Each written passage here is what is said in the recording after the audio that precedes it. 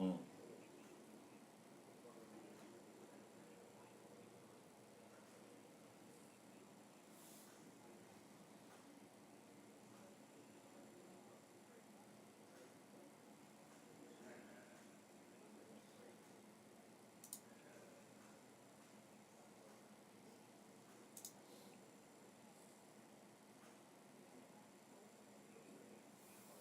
Okay. Okay. So, okay, I want to, so it's okay if I call a couple of my contacts over there as well, and let them know, cause they're all on edge about it, so. Over at the Santa Maria? Okay, cool. Alright, well, I'll do that and let them know that it's been no build and all is well, all is good.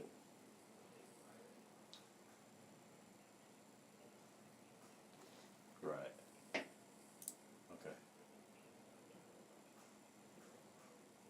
Right. Right. Okay. Alright, thank you. Bye. Alright, bye.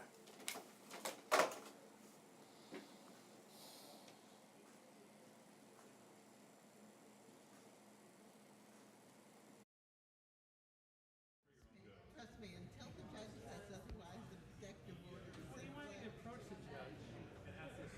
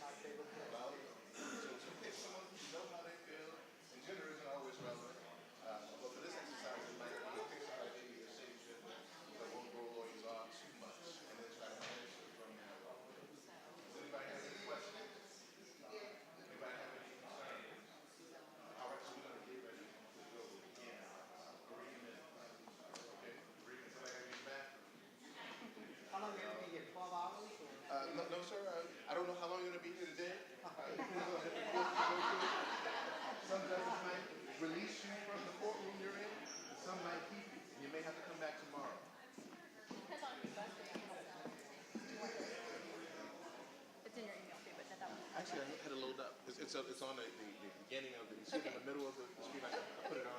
Now that one may not be cleaned up. That's the one you use. Sounds good. So y'all ready? Y'all ready? PowerPoint.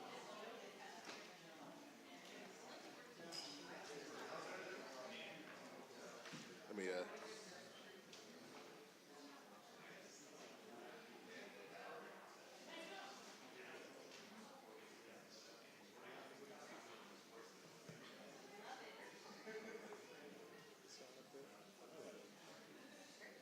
Good afternoon. On behalf of the Harris County Public Defender's Office, I wanted to welcome you all to the CLE on Voir. This is pretty much kind of the beginning of our trial skills workshop. Throughout the year, we're going to put on a couple of different CLEs to focus on different trial skills.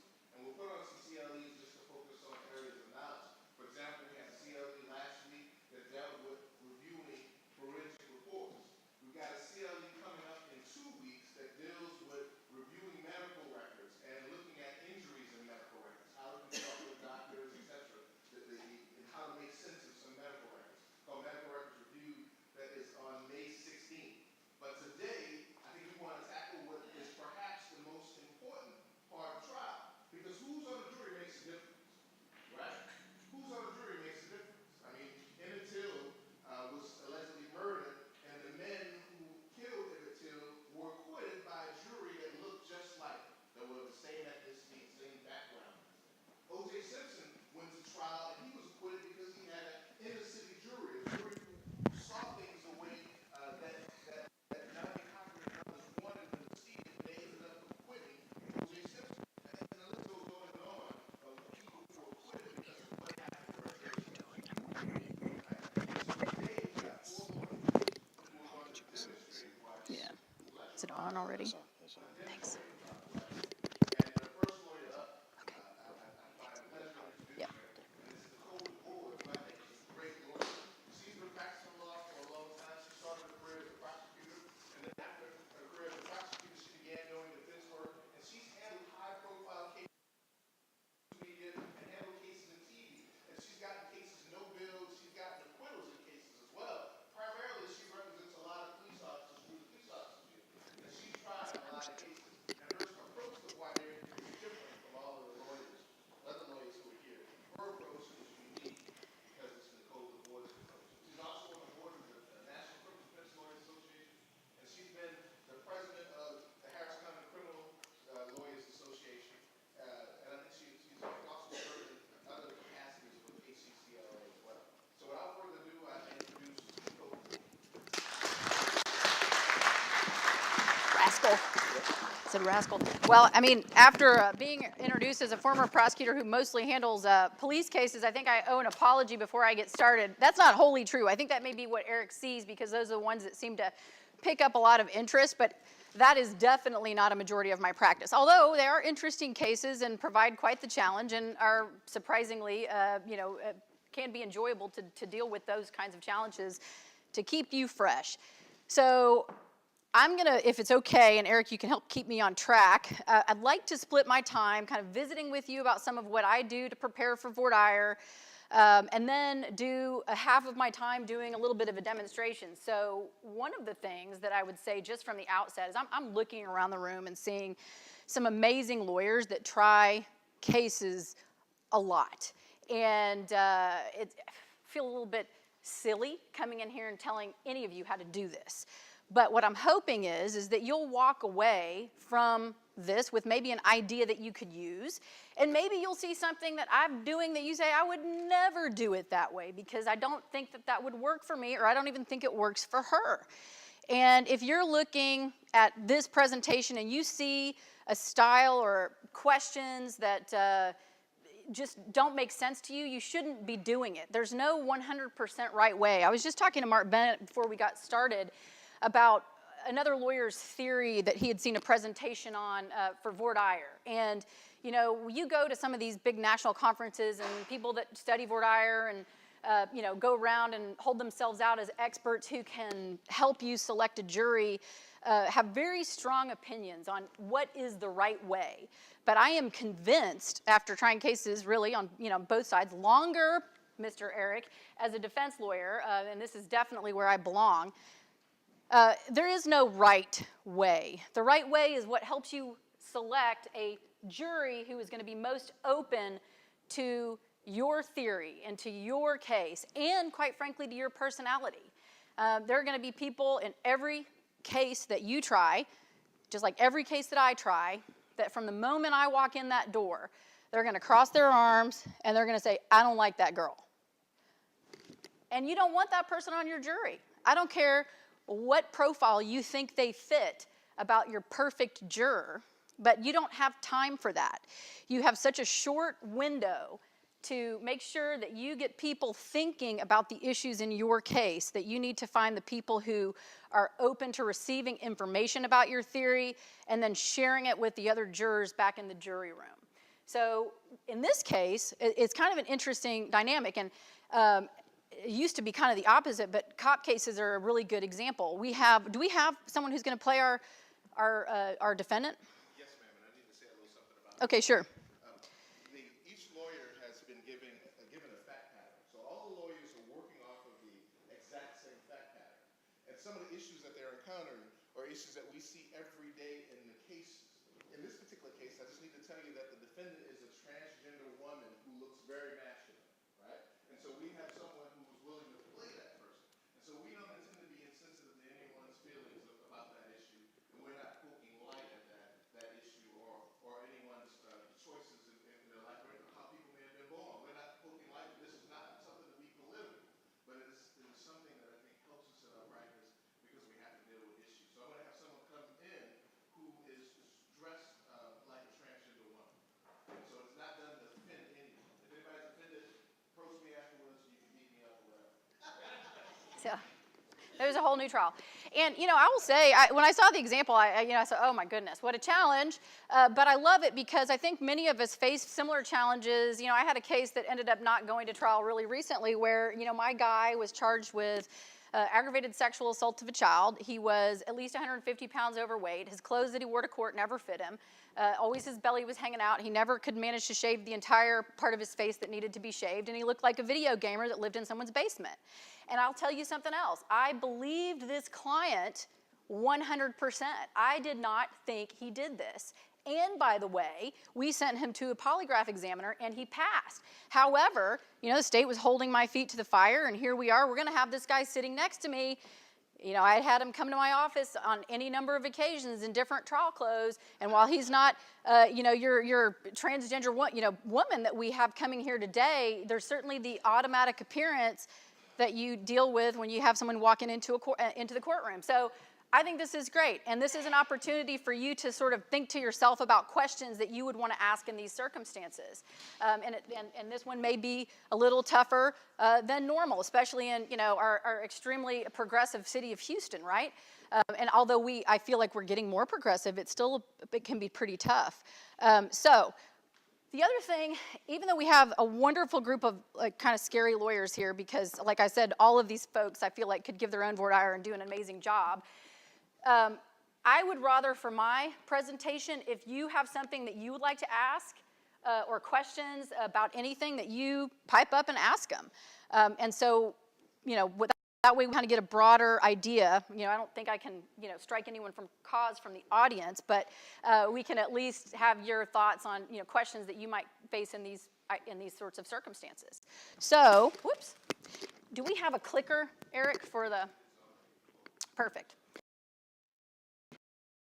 A fake voir dire. I may stop from time to time and talk about why I chose to do some of these things. This is a PowerPoint voir dire. I am really torn on whether or not this is a good idea. There was a lawyer that I really respected that, when people were doing easels and putting things on paper, that used to get really furious and say, the moment you start writing on the board or doing something, in a format that requires the, people to look away from you, that you're losing your audience. And I believe that. But I also believe that, we're now in a day and age when people are on their phones while they're having a conversation with someone else, and unfortunately half the time while they're driving.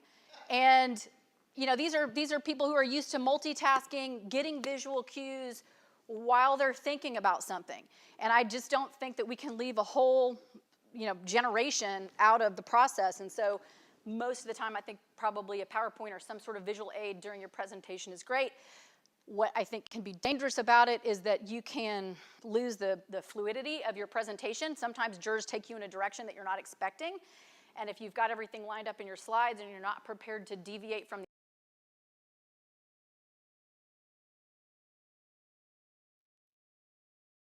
the order because you're wed there. So if you're using them, just make sure you're able to be really flexible. One thing that I found helps me with that is to have a printout of my PowerPoint so that I can flip through and figure out where slides on a particular topic are so that I can click through my actual slide show and skip something or go to the next section. So with that, I would like you guys to meet my clients. So for our jury panel in the box, if you could please stand up. This is Mr. Juan Osorio. He prefers to be called Rita. You can have a seat. So you all heard from the judge why you're here today. And there is no case that, quite frankly, is more serious and comes with more of a stigma than the kinds of allegations that Mr. Osorio is facing. He's being accused of aggravated sexual assault of a child. And while I know you guys have been here for hours and you came from a jury room where you waited, then you waited some more in the hall, and now you're sitting in these terribly uncomfortable seats, I can promise you that there is no more uncomfortable seat in the courtroom than Rita's. Because we're going to take some time to go over this accusation, which has been leveled by the government. And at the end of it, after spending months and over a year with Rita and her family, we are going to give Rita to you. If you make it from this panel into the jury box, Rita's life will be in your hands, and there is nothing more I can say. There's no question that I can answer, and there's nothing else that I can do to help you make one of the most decisions that you'll ever make in your entire life. And I can assure you that it's the most important decision that you'll ever be making in Rita's life. So with that, I am imploring you to interrupt me, be rude to me if you need to. If you have questions about something that I'm saying, if you disagree with me, I want to know about it, because I'll never get to talk to you about it again. So we're going to talk a little bit, and I know you've already heard from the government lawyer about what they've claimed. And they are responsible for bringing the proof to you. Let's see if I can get this slide to go. Is there magic to making it work, Eric?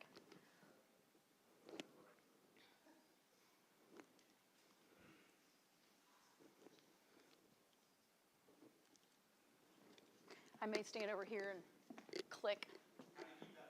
It's a very real board. Right, this is, very real board hour. I bring my own equipment to the courtroom. As an aside, I bring my own computer. And I bring my own PowerPoint presentation, and I do this in advance, because you gotta have like a set of different cables. Go to the courtroom where you're trying the case. This is especially a challenge right now while we still don't have a courthouse. I don't anticipate having a real courthouse, gosh, what, for another couple of years maybe? So go to wherever you're gonna be trying the case and actually try your own equipment out. I could not make that happen today for this presentation, but Mark brings up a very good point. We see from time to time, in fact, on the listserv, questions about, does somebody have a such and such cable? So it's working. To have them all with you. Don't give yourself that stress. I mean, this is terrifying enough. Don't add to it. Okay, so now that I've gotten the clicker to work, you've heard and you saw the prosecutor get up, you saw the shiny pin on the prosecutor's lapel, you heard the prosecutor telling you about how they work for the citizens. But I don't want that government version of events to misinform you about what this process is about. This process is about holding the government's feet to the fire. And when they choose to bring a citizen of our country into the courtroom and hang a moniker around their neck like child molester, the government has a duty to come to you with real evidence and proof of that kind of claim. Do not be fooled into believing that there is anything other than patriotism and love for the country and the Constitution that allows us to be in here, in this courtroom, in the greatest justice system in the world, than finding someone that the government has accused of such a horrible crime not guilty. It takes guts. It takes love of the laws that make us free. And it takes courage and patience to listen to the evidence. And if you think you can be that person, you are who we need to hear the facts in this case.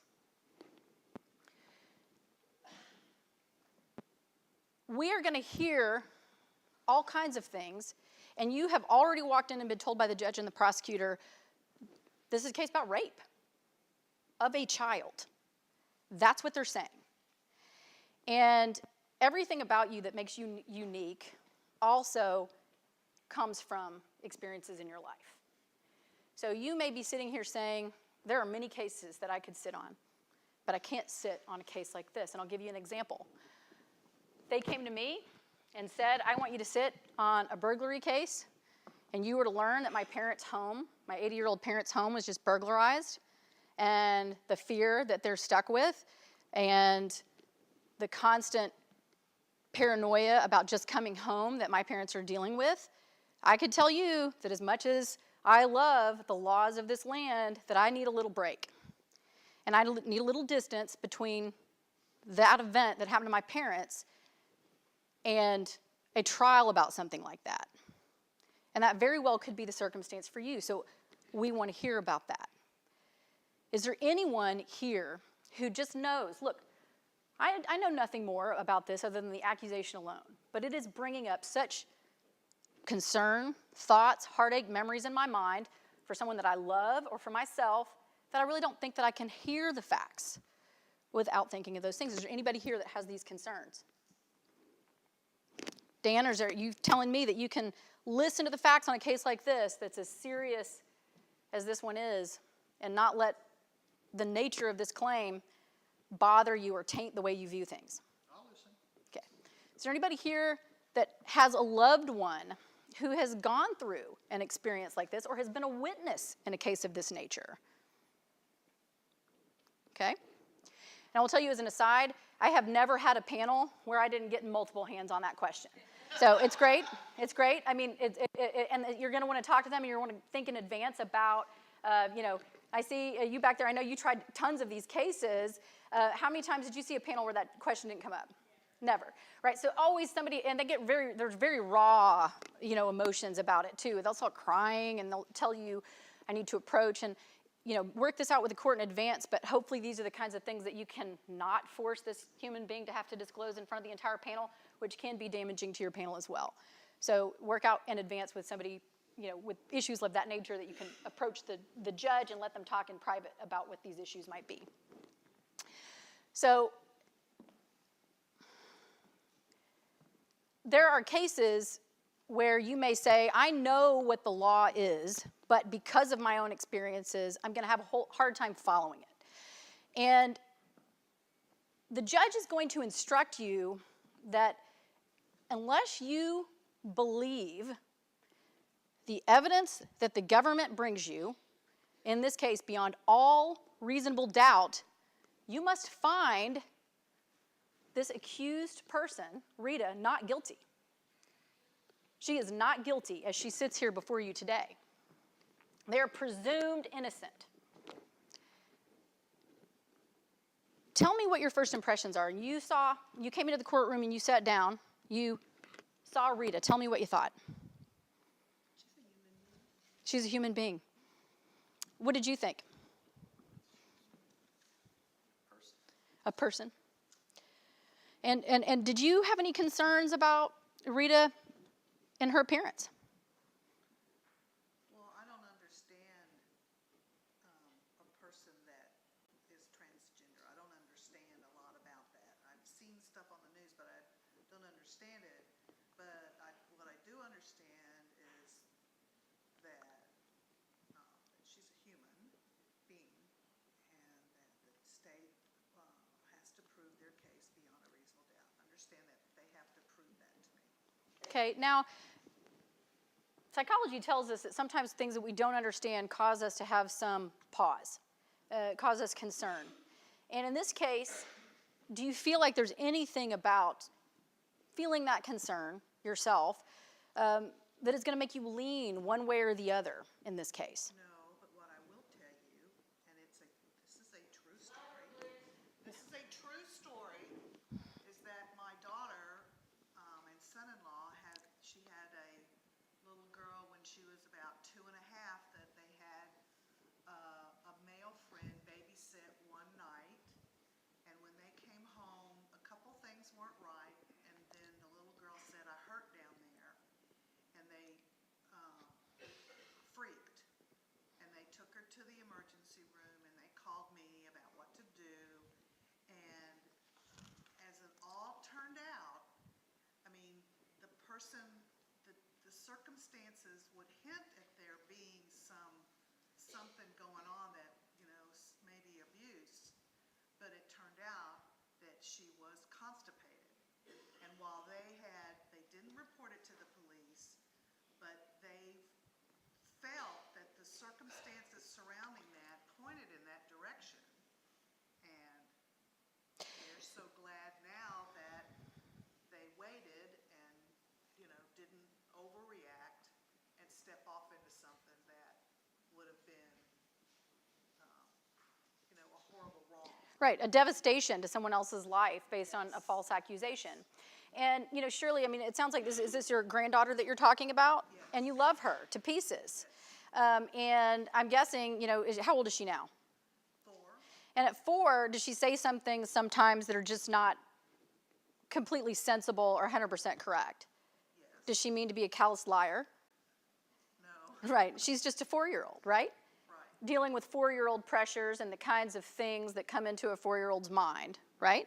And when you have dialogue with her about these things, does she try to impress you and please you with her ability to respond?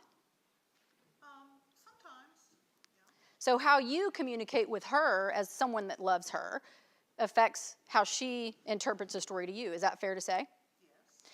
I want to circle back with all of you more about, thank you very much for sharing that. There are a lot of things that seem very personal that you're going to be sharing, and what Marie shared with us is sometimes difficult to say in private, not to mention in front of 60 of your best friends. So thank you for that, and this is the time to talk about it. And if there is a time when you need to approach, please let us know, and I believe this judge will allow us to do that in private if it's necessary. But these kinds of things are really helpful for all of us to know. We've talked about these first impressions. Sure, please.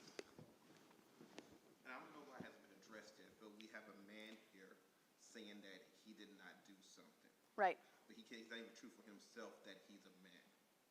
That's an interesting, how does that make you feel? Do you feel tricked? I feel you're tricked Okay, do you feel that I'm tricked? Why? because you have a man that you're calling Rita.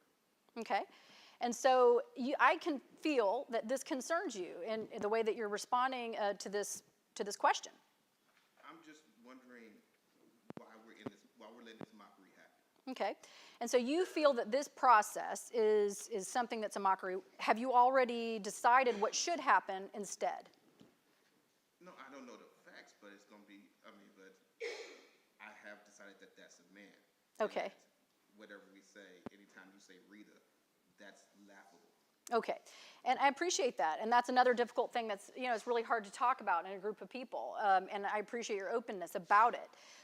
I think this next question might help us, get a better handle on maybe how we can move forward, because again, at the end of this voir dire process, several of you are going to be in the jury box making a decision about how this case should end, and I've devoted the last 18 months of my life to Rita. And if I have concerns that the people who are here aren't going to be able to hear the facts without worry, then I am worried. Okay, so let's talk about this more, and don't let me forget to come back with you. Eric, please let me know when I'm out of time. Okay, all right. The next question that I have, we just talked about what the law says, right? And what we want is for you to tell us how you feel, which is perfect, because that's what we were just doing, right? I want you to look at the next slide as we go through these numbers and think to yourself where you might fall on this spectrum. And instead of having to talk about lots of personal issues, I want you to give that feeling that you're having a number. And you'll see what I mean here in a second. As Rita, Mr. Rosario, sits here before you today, would you tell me he is 100% innocent? In which case, when I call your number, you're going to tell me 0. Okay? And this number that you select can be anywhere between 0 and 10. Would you say, Rita's probably guilty? And if that's how you feel, you're going to tell me 5. You can be anywhere between 0 and 5. And if you feel like, oh, come on now, Nicole, don't bother me with the trial. I don't need one. Rita is guilty. Then you need to tell me 10. But you can tell me 3, you can tell me 7, you can tell me any number on that spectrum. Okay? So Dan, we'll start with you. Give me a number. 2? 0? I haven't heard any evidence. So that's kind of a tough one. You've got to pick. Got to pick a number. 3. Okay? All right, thank you.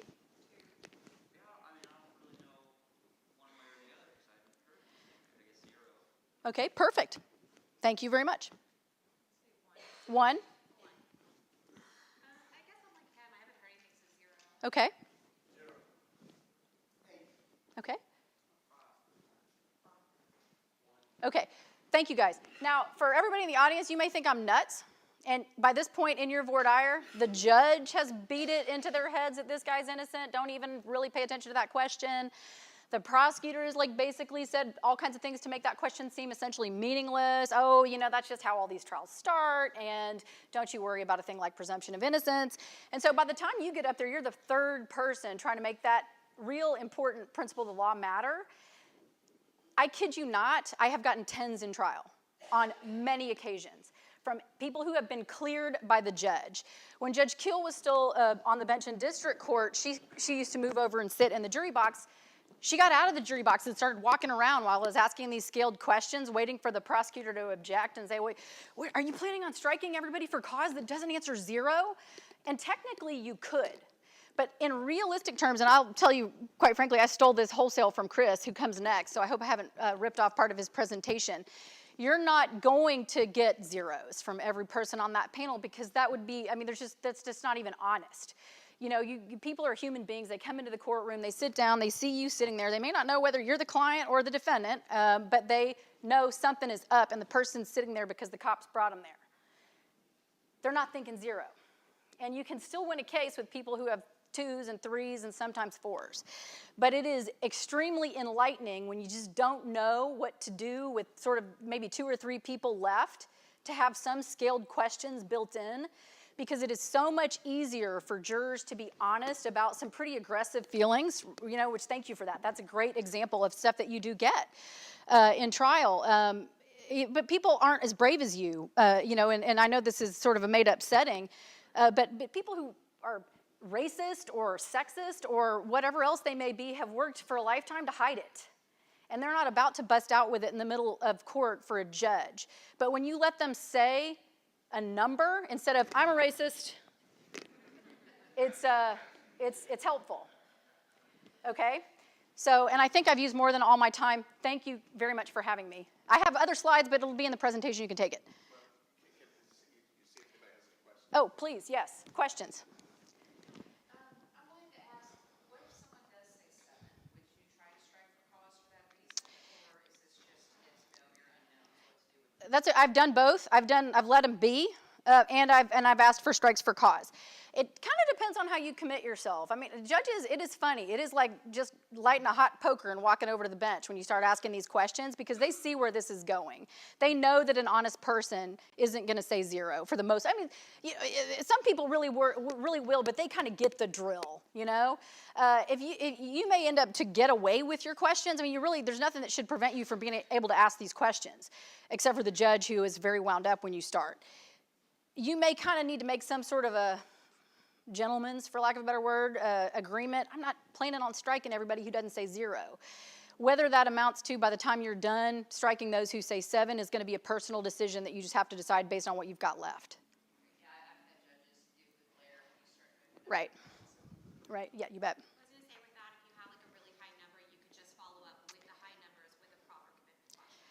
Exactly. That's a... Get you know, do scales, proper judge getting upset. Yeah, did you hear Katie's answer? That's like you know who those 9s and 8s and 7s are. A lot of times your judges are going to go 9, gone, or 10. I get it, they're gone. But your 7s maybe not, and you just follow up with a good, commitment question or question that they can't be on the panel.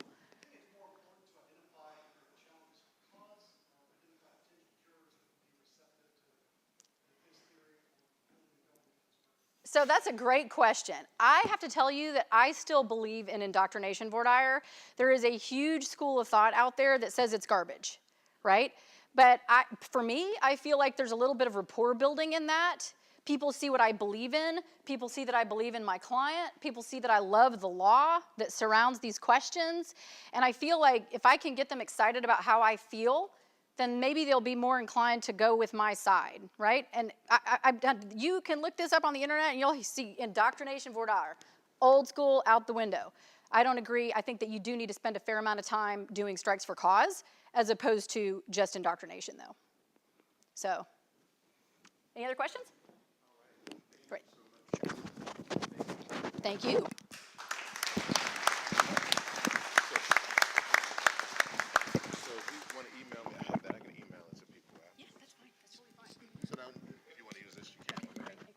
So Nicole DeBorde had a flight to catch, so we really appreciate her coming and being here. Our next presenter is Chris Downey.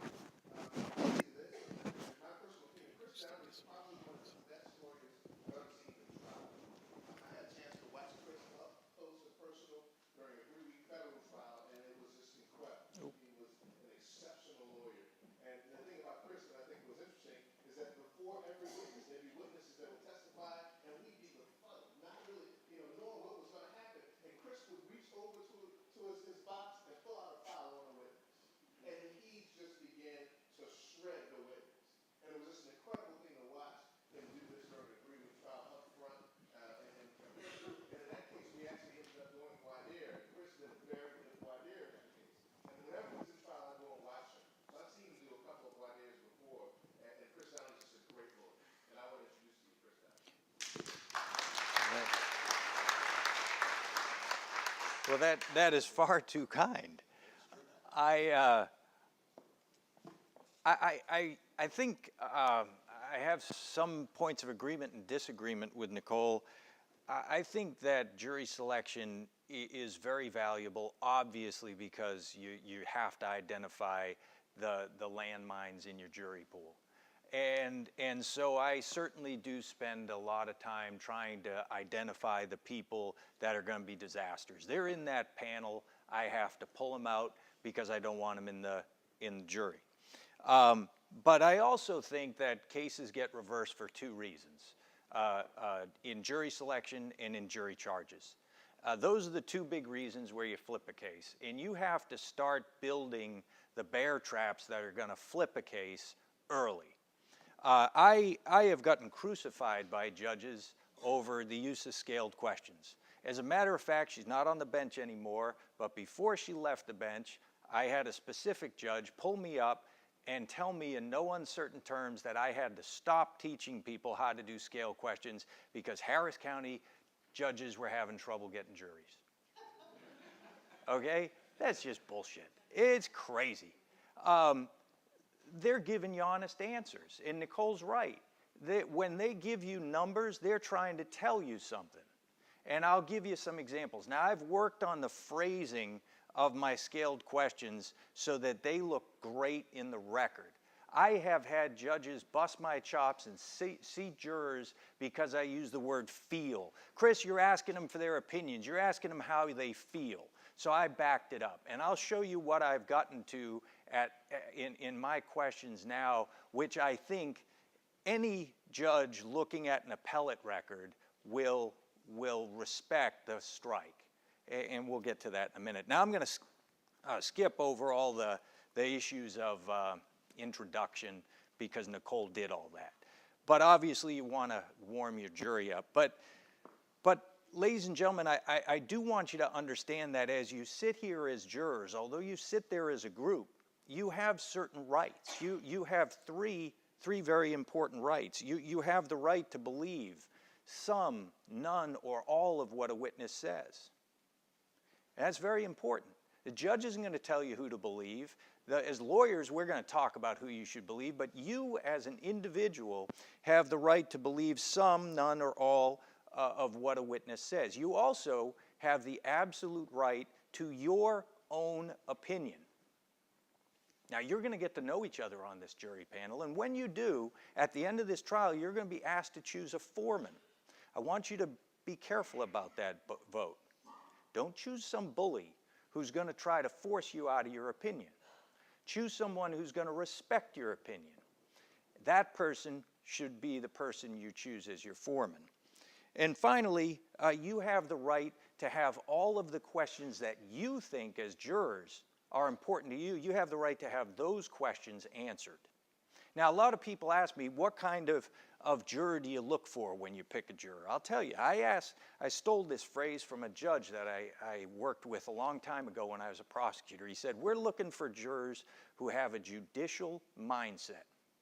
And I thought long and hard about what that means, but here's what I come down on. We want jurors who are going to be skeptical.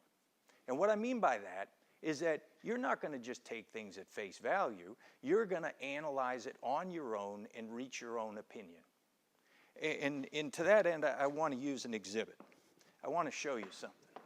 Let's suppose we were all sitting as jurors, and the question was, what color were the shapes? Now, once upon a time, I had some jurors who called this a chiclet exhibit. So I'm going to steal it. This is a chiclet exhibit. Doesn't matter how I hold it. It's no parlor trick or anything. But juror number one, tell me, what color is this top chiclet? Gray. How about the bottom one? Silver. Okay, we'll say gray and silver, okay? But does everybody agree that the box on the top is gray and the box on the bottom is lighter? Okay? Can we all agree that this one's dark, this one's light? Okay. Top one's dark, top one's light, right? Okay. But a curious thing happens, okay? If we just put something over that, what color are they? They were the same color, right? Now, how the hell did that happen? Right? They're the same color. Now, this is actually an exhibit called a Purvis exhibit that's used in neurology studies. Bottom line is the human mind is such that you're fooled into thinking that the colors are two different shapes because of the shading. Take the shading away and you see the difference, okay? So what in the world does this have to do with a criminal trial? Well, I'll tell you. This is no analysis. This is just face value. But a juror asks the next question, what happens if? What happens if this? Okay? The idea being, well, what happens if the police officer had done just a little bit more? What if they'd asked that other question that they never asked? That's up to you to decide as your jurors. Now, we're going to jump forward a little bit and talk a little bit about some scale questions. Hopefully this will advance. Maybe it won't. Not quite sure why it doesn't.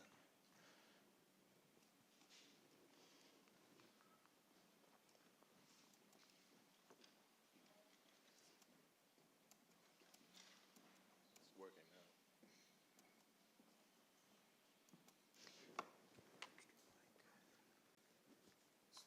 Oh, 2. Awesome. Okay, so this is an example of a scale question that I ask on innocence, okay? The court will instruct you that Mrs. Osorio is presumed innocent unless the state proves its allegations beyond all reasonable doubt. You must follow that instruction. But the real question for you is, can you? Can you follow that instruction? So the question I have for you, ladies and gentlemen, is as you sit here and as Ms. Osorio sits here, can you presume her innocent? Or do you harbor some belief that she's guilty of sexual assault of a child such that you simply can't set that belief aside?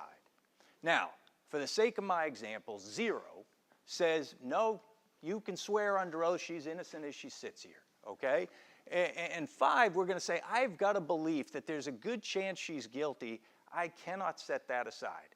Now, 1 might be a little bit less, but you still got that belief that you just can't set aside. And 8, I've got a belief it's very highly likely that she's guilty.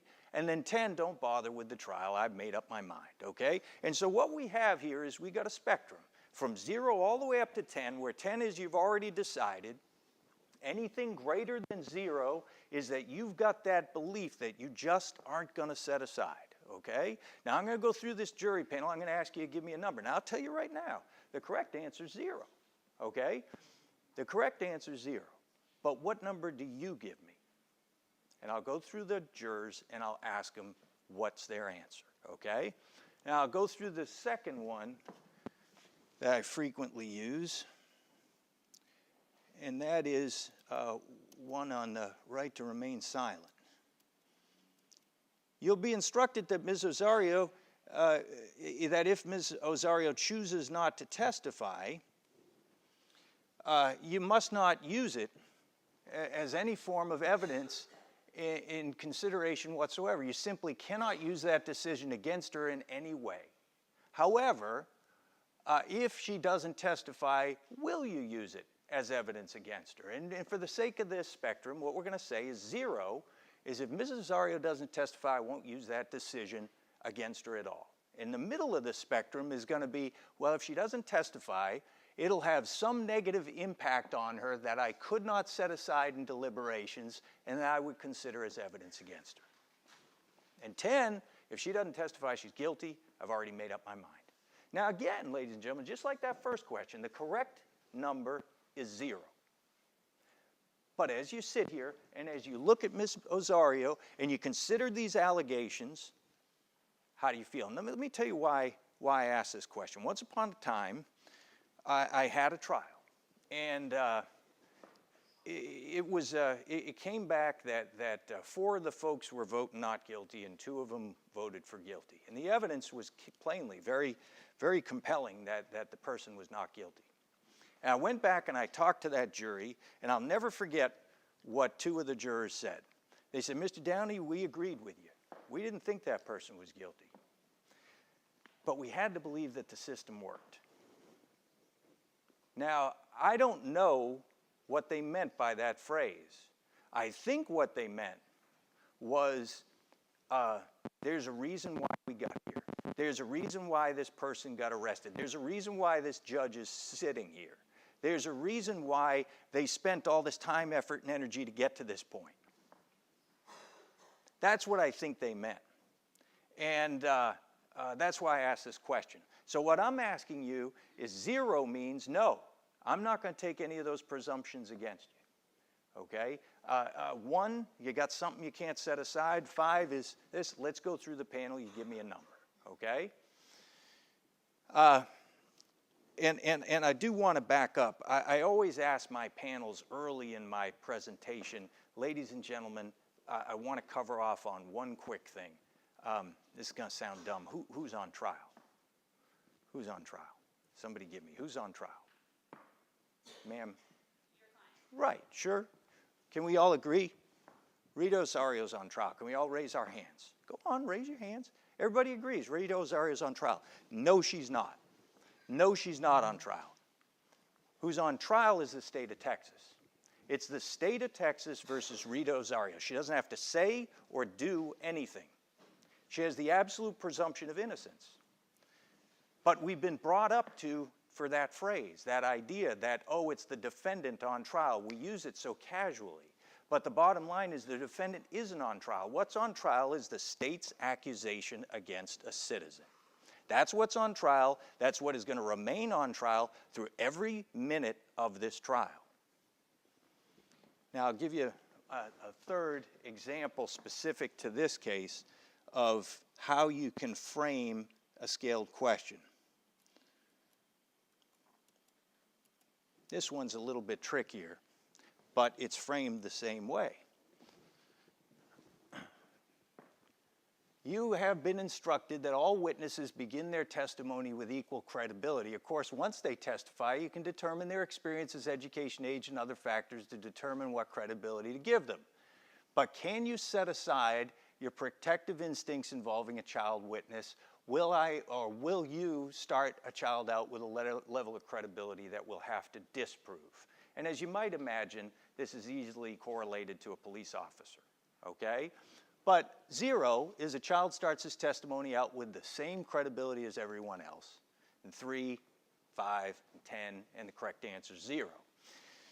Now, the reason this is important is plainly because what's the obvious question you ask whenever a child testifies? You ask yourself, well, why would they be lying? Why would they say it? See, any person who's asking that question has already flipped the dynamic. They're already asking you to disprove the child's credibility. So you need to hang a lantern on that, get it in front of the jury, and ask them this question. How many of you folks are going to start with the premise, well, why would the child be lying? If that's the case, you're starting them out with a heightened level of credibility. I need to know that up front. Can you set that aside and start that person up as if just an adult coming in off the street? And if you can't do it, let's talk about it now, and we'll go through and we'll put numbers attached to it. Now, I need to motor through some of these because we're going to burn through some time, but this is an example of a jury strike sheet that I had from a previous trial. What I do, I write the person's name, their age, their occupation, and then down the bottom, I put the numbers that they give me on the three questions. In this, I don't remember the trial, I only used 2. But you'll see that juror number 3 was a 10. Juror number 17 was a 5 and a 10. Juror number 20 was a 3 and a 1. Then we got a 3 up top, a 10, a 5 and an 8, a 5 and a 10. Are they really 10s? I don't know. Are they telling me they're 10s? Yes. Maybe they're telling me 10s because they disagree with me and they just want to show off. I don't really care. I just know that if they're willing to say 10 under these circumstances, I don't want them. All of my questions are geared on the 0 to 10 scale, so I can look at that chart and say, this one's worth 10 points, this one's worth 0, this one's worth 3, this one's worth 5. It's a simple, easy way to do it. Now, we structured these questions to try to get over all the objections that I've gotten from judges over the years. Got rid of, what's your opinion on this? How do you feel about something? I tell them what the correct answer is. Now, if you tell someone what the correct answer is and they still give you a number, I will challenge a court of appeals to tell me that that juror wasn't strikeable. Because at the end of the day, the goal of jury selection is to be able to get enough information from the jurors so you can do what? So you can accurately and intelligently exercise your peremptory strikes. These questions all give you hard information about these jurors that you can translate into real form. You want a juror who can evaluate, who won't assume, who's willing to believe the defense, who's shed the societal predispositions, and a person who's inclined to question doubt or accepted opinions. In many cases, and in this case, there are going to be circumstances where the DA is going to have to try to exert some willingness on the parts of the jurors to make assumptions, to take leaps of faith. You want to have them already geared up to be skeptical about that and say, because in closing you want to be able to say, are they asking you to take a leap of faith? Are they asking you to not be critical? And if they are, then they haven't proven their case.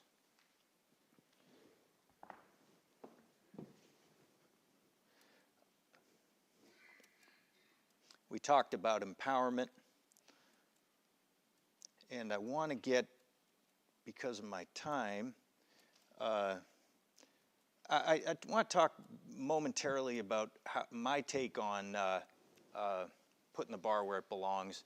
You know, preponderance of the evidence, clear and convincing and beyond a reasonable doubt. A lot of folks have different ways to scale that. I want to put one thought in your mind, one key element. Use those words to your favor. Clear and convincing is a standard of proof lower than beyond a reasonable doubt. You can look a jury in the eye and say, ladies and gentlemen, what that means is your jurors have to be more than convinced. They have to be more than convinced to reach proof beyond a reasonable doubt. You know, a lot of people say, and you can't make this argument anymore, but a lot of people say that you can't, that proof beyond a reasonable doubt isn't proof beyond all doubt. Candidly, that's bullshit, okay? It is. And I'll tell you why. Because once upon a time, the standard was the utmost moral certainty. That was our proof standard. Then along came the reasonable man, the birth of modern economics, the reasonable person standard, and we got proof beyond a reasonable doubt. The idea is that reasonable people use information and reach conclusions beyond reasonable doubt. But reasonable people don't do one thing: think unreasonably. That means, logically, that proof beyond a reasonable doubt is proof beyond all doubt to a reasonable person. Now, you can make that argument, and it'll blow up, right? No, that's what the law says, but it's true. Yes?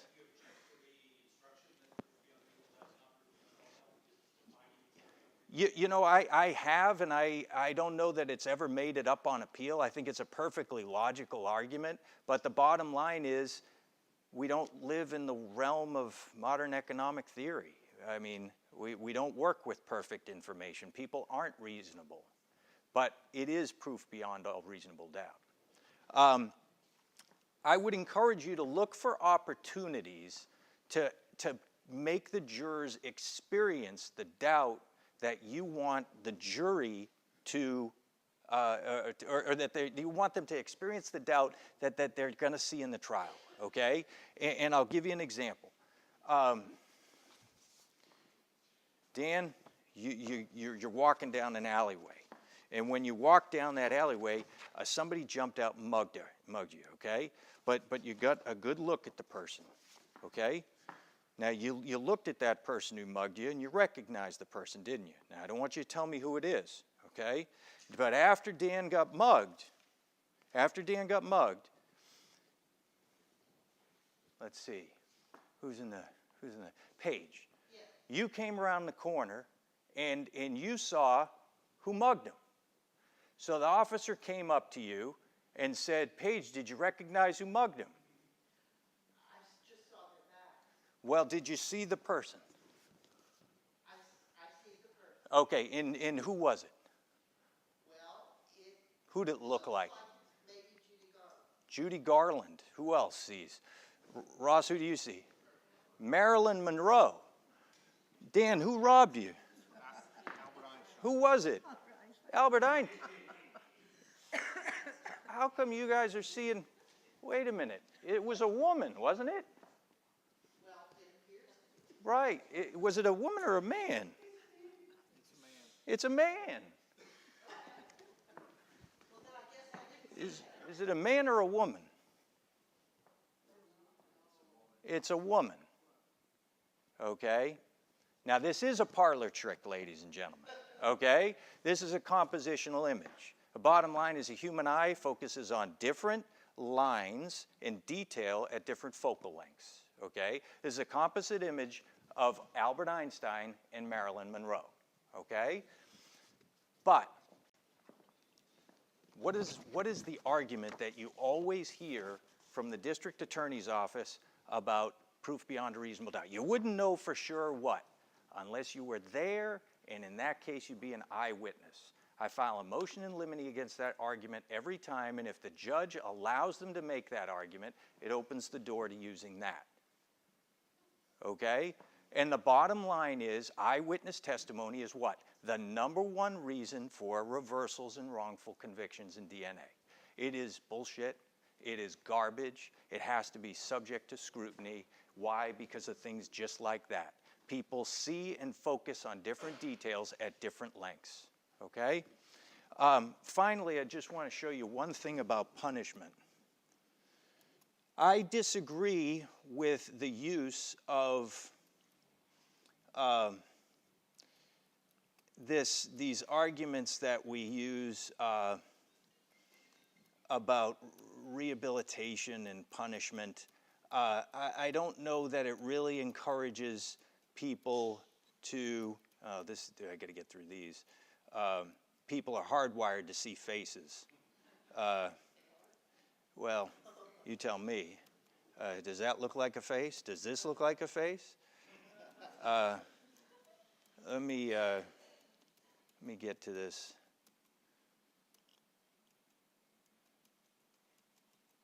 I used this, I apologize, I used this previously and I should have had. Okay, so rather than asking them about what do you believe about a role of punishment being rehabilitation or retribution, okay? Try to identify examples that give you the same information. I mean, with this rehabilitation and retribution, you're trying to identify the hardcore juror who wants to stick your guy in jail. There are other ways to draw that information out that's a bit more user-friendly. Consider this one. Who would you watch on a 3-channel TV, okay? Would you watch this guy, ABC Nightly News, okay? Middle of the road, juror who sits around, takes in information. Would you watch this guy who fixes homes and rehabilitates them and believes that something can be improved on a daily basis? Or would you watch this person? Okay? Because I can tell you right now, anybody who takes those 3 channels and picks Jeannie Pirro is not going to sit on my jury. Okay? Because that's what you're getting. That's the punishment witness. That's the person who wants to stick your client in jail and throw away the key. Now, I used to use Nancy Grace, but thank God she's gone, right? And so I don't use Nancy Grace anymore. But it's the same information. You're getting the juror who's crazy and wants to hang your client. This lady's off the chain nuts. She is a screeching harpy, okay? And if they listen to this woman, they want to hang your client. So in that shot selection, don't let them wiggle around, pick one. There are people who will raise their hands and proudly tell you, Jeannie, I watched Judge Jeannie. Tells you everything you need to know, okay? Folks, that's everything I have for you, and feel free to give me a call or email me. I apologize, I have to leave, however, I'll be happy to talk.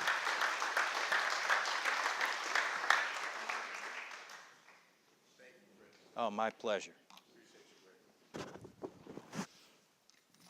Hey. You got it, brother. Anytime.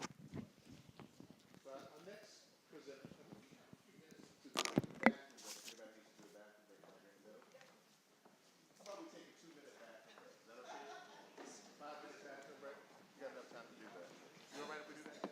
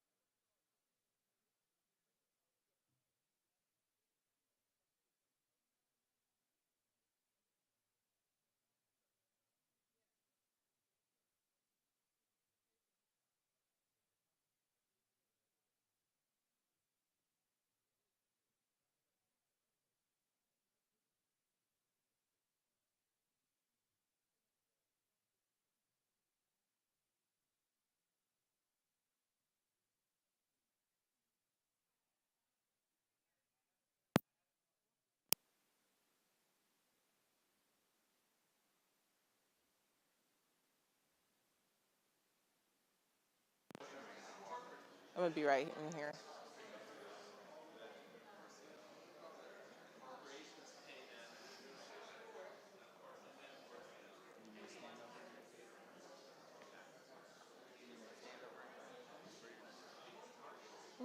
Maybe briefly. I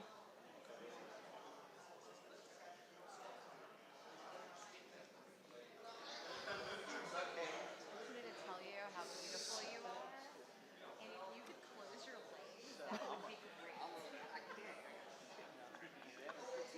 You could just cross your legs. It would look so good.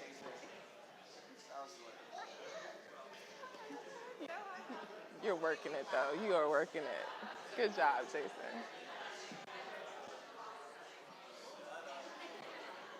All right, Alex.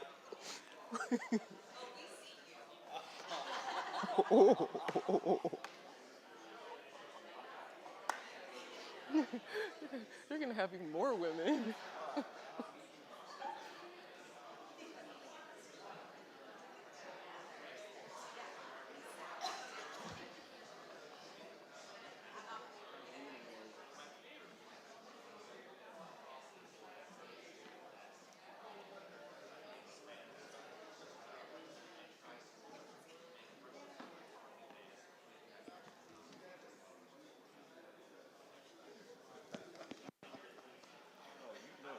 Oh, I know.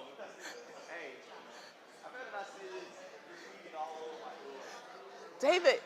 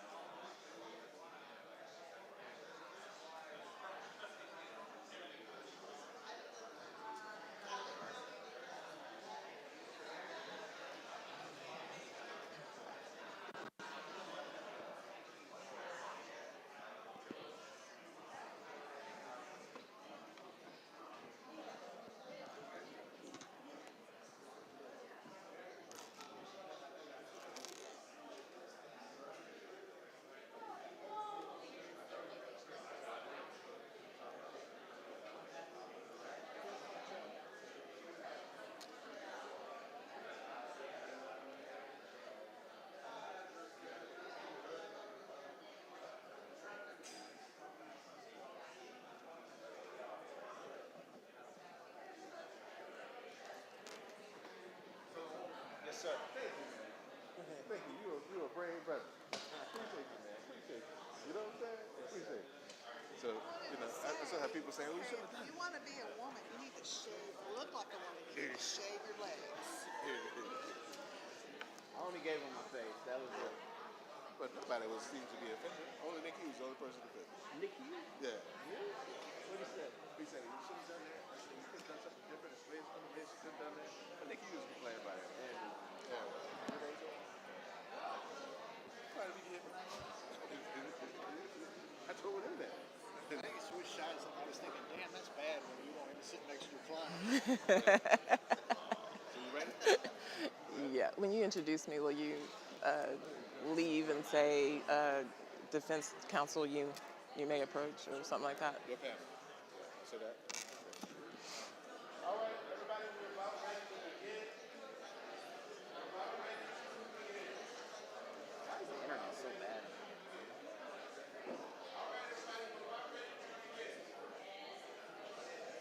Even on our network? Yeah, like, I thought I wanted that. Listen up.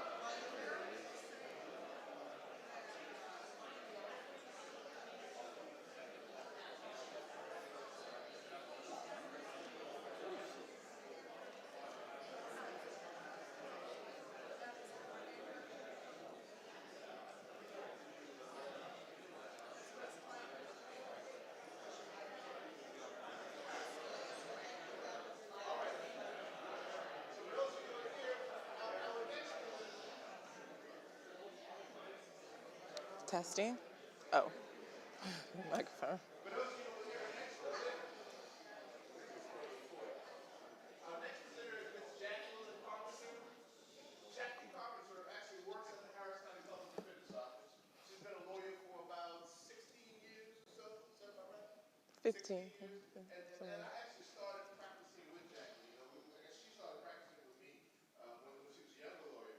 And I tell the story to everybody. Anybody know? Listen, Jacky's very first trial was a murder case. It was a homicide case where she came in and she did the direct examination of the defendant in the case, in the self-defense case.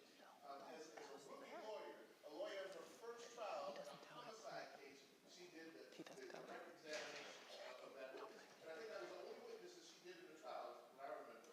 And after the trial, the jury acquits the defendant, right? The other lawyers she was trying the case with did the whole trial, the opening statement, everything. And the jury walked right past that lawyer and went to Jacky and said, "You were great. You did a great job." And so since then, her confidence went through the roof, and she went through 6 trials within a year were all acquitted. And she was sitting first chair in those cases and got acquittals in all of those cases. And I think it comes from her winning that murder trial. And I'll say this, she does one of the best voir dires I've seen as a lawyer. I think Jacky probably now has tried maybe 30 or 40 cases, maybe more.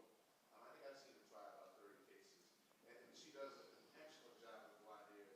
And one of her skills is she has the ability to be able to connect with juries. Better than any lawyer I've seen her do. Without further ado, I want to introduce Jacky. Counsel, it's your man.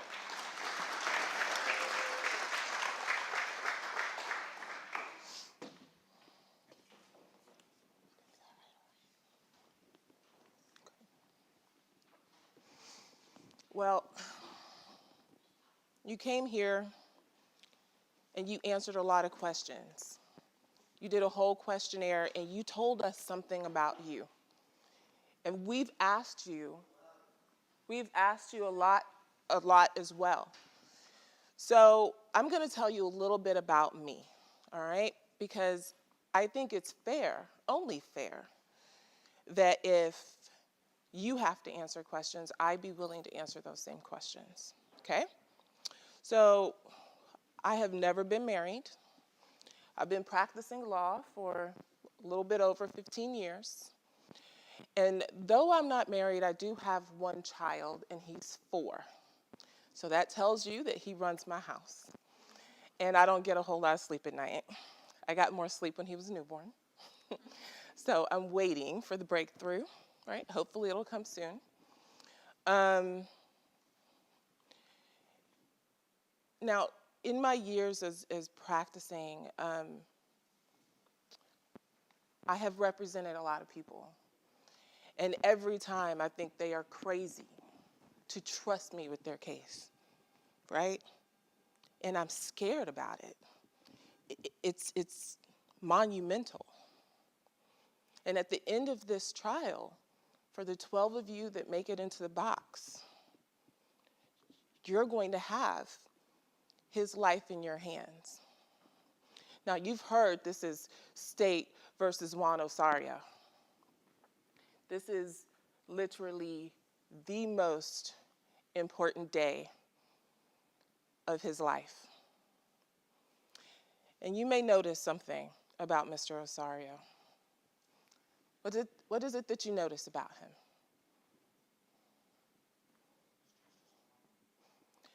Thank you, juror number 13. He's dressed as a woman. And was that the first thing you noticed? Blue hair. Oh, yeah. And that's the first thing you noticed? Yes, ma'am. Even before you noticed that he was dressed as a woman? Yes, ma'am. Okay. What else did y'all notice? Anything else? He's a big man. Juror number 11. He's a big man. Right? So even though he's dressed as a woman, you still see him as a man. Right? So even if I tell you he likes to go by the name Rita, you still see him as a man? Thank you, juror number 11. Juror number 4, you wanted to say something? Right, okay. He's got hairy legs, and that goes towards him being a man, right? Yeah. Now, if you believe that this was a woman, would you still notice hairy legs? I don't know, I guess it depends on how dark the hair would be. Okay. Juror number 13, I saw you nodding your head yes in the back. Right.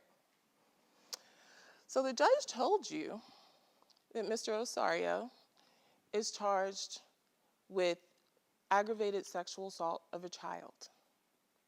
And I saw all of your reactions, right? I saw you come in here and you were a bit jovial. I saw you interact with the judge during the judge's portion of voir dire, and I saw you respond when the allegations were made. And some of your faces changed because of the nature of the case. And you're nodding, juror number 10. Did your face change? Yeah, I think anytime you mention a child, it makes it more serious somehow. So I think just hearing that, does change the mood and change my mood for sure. And what is it about hearing about a child that affects you? Just because, children in our society are so innocent, so anything to do with the child kind of brings up that innocent quality. So, is there anyone else who thinks like juror number 10? All right. So, juror number 7, you were the first one to raise your hand when I asked that question. What went through your head when you heard these allegations? That anyone who would sexually abuse a child that's just a different form of evil. Because they are innocent, and it's a terrible thing to do. It is. You can't understand it like other crimes.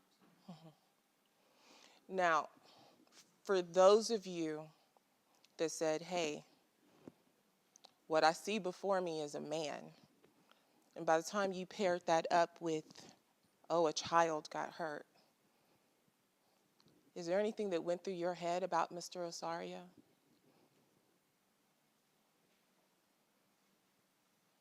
Might be innocent. I'm sorry? Might be innocent. You think he might be innocent? Yes, why not? Thank you, juror number 2. Juror number 6? I wondered whether the victim was a male or a female child. Does that make a difference? I'm just wondering because I guess given that if we're going to have to decide whether he did this, I would want to know what his sexual orientation is, given that he is transgender, and I don't know, sexual preference would seem to be an issue in that case, so I just wondered if it was a boy or a girl. Thank you, juror number 6. Is there anyone who agrees with juror number 6? In the back of your mind, you're wondering some things about Mr. Osario? Yes, I see some hands, juror number 13, juror number 1, juror number 7, juror number 15, juror 10, juror 4. Thank you. Thank you for your honesty. Now, knowing that, would you be able to set aside everything about Mr. Osario's looks and just focus on the evidence? And juror 6, I'm going to ask you since you started that. So the judge is going to give you some rules to follow, right? We call it a jury charge, some instructions. Those instructions are going to say you can't consider certain things. Would you be able to focus only on the evidence and not on Mr. Osario's appearance? I mean, I would like to know more about Mr. Osario and his lifestyle and his background. Would I get to hear that kind of information? Well, I can't go into what you're going to hear in terms of facts. We're not allowed to do that during voir dire. So I can't promise that you'll hear any of that information. I can't promise that you won't hear it either. But would you be able to focus only on the evidence? Okay, I'm gonna let you think about that for a second, but let's just take a little bit of a sidetrack. Maybe this will help you out.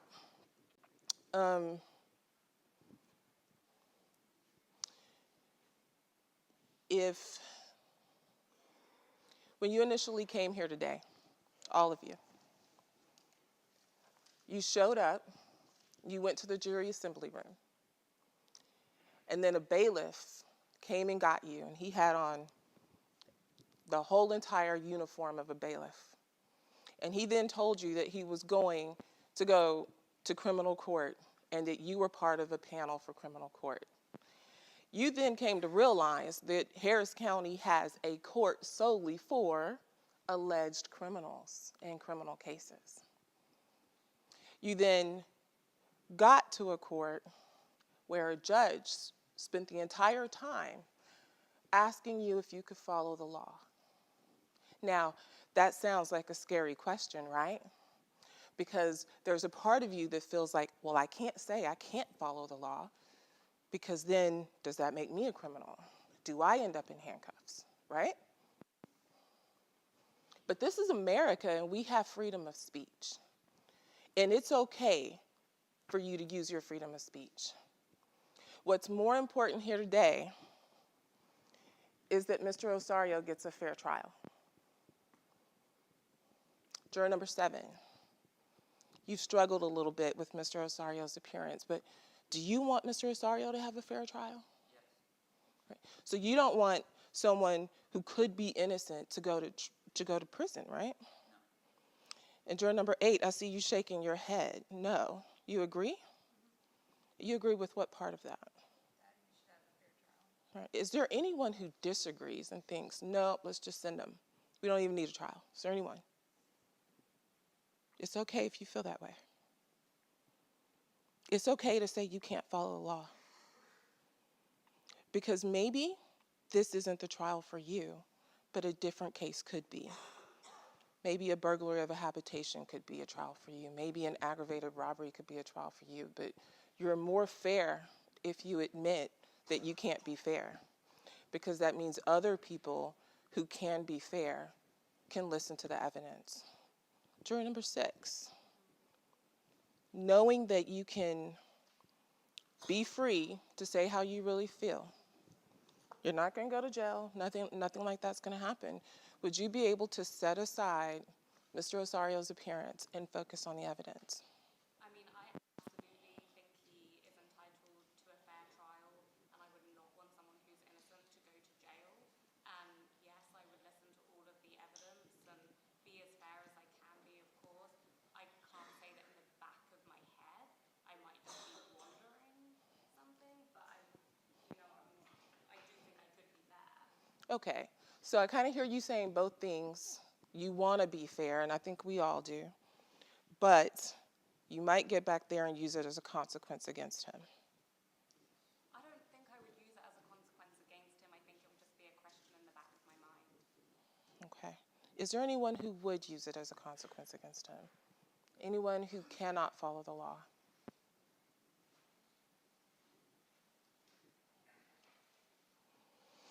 Juror number 11.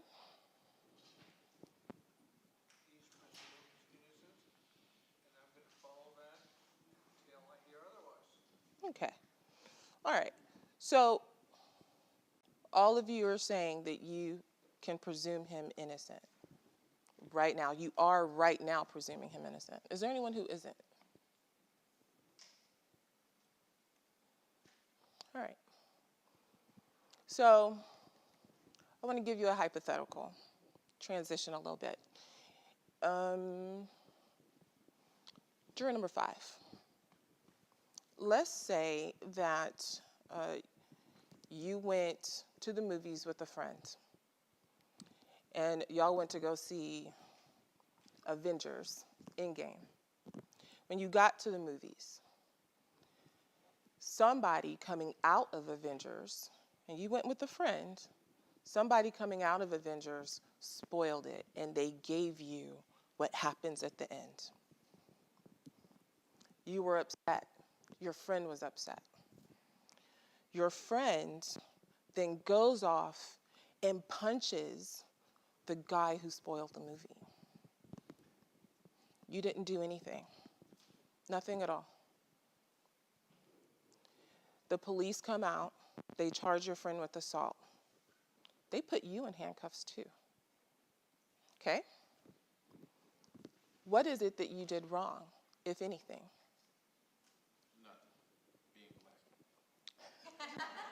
Are you black, juror number 5? Does anyone think juror number 5 did anything wrong? Juror number 13, you're shaking your head. But he was there, right? He was with the friend, though, wasn't he? Juror number 10. So he should have backed up his friend. That's what happens to spoilers. So you think he should have thrown a punch or two? God, don't spoil things for other people. Juror number 5 should go to jail for being a bad friend then, right? I mean, really? What were you there for, juror number 5? Okay, so let's change that scenario a little bit. Let's say juror number 5 is a good friend, juror number 10, and he goes in swinging with his friend. Right, now what is he guilty of, if anything? Meting out justice to somebody who spoiled the movie. Meeting out justice. So you still don't think he should go to jail? Does anyone disagree with juror number 10? Juror number 9, you disagree? Yes. Why? What do you think he's guilty of? But the friend threw the first punch, right? Well, just because someone commits a crime doesn't mean it's okay for you to commit the same crime. Okay, juror number 7? Yeah, you can't just punch spoilers. It's even worse to have 2-on-1. I mean, it is Avengers Endgame. Have you seen it yet? I haven't, so I feel about the same way, but I wouldn't beat anyone up for it. Okay, all right. So is there anyone who disagrees? Anyone who feels like, even in the first instance, he really should have gone to jail? No? Nobody? Why is that? He didn't do anything, but he was there. Oh. So what changes where at some point he should be held criminally liable? In your mind, juror number 8.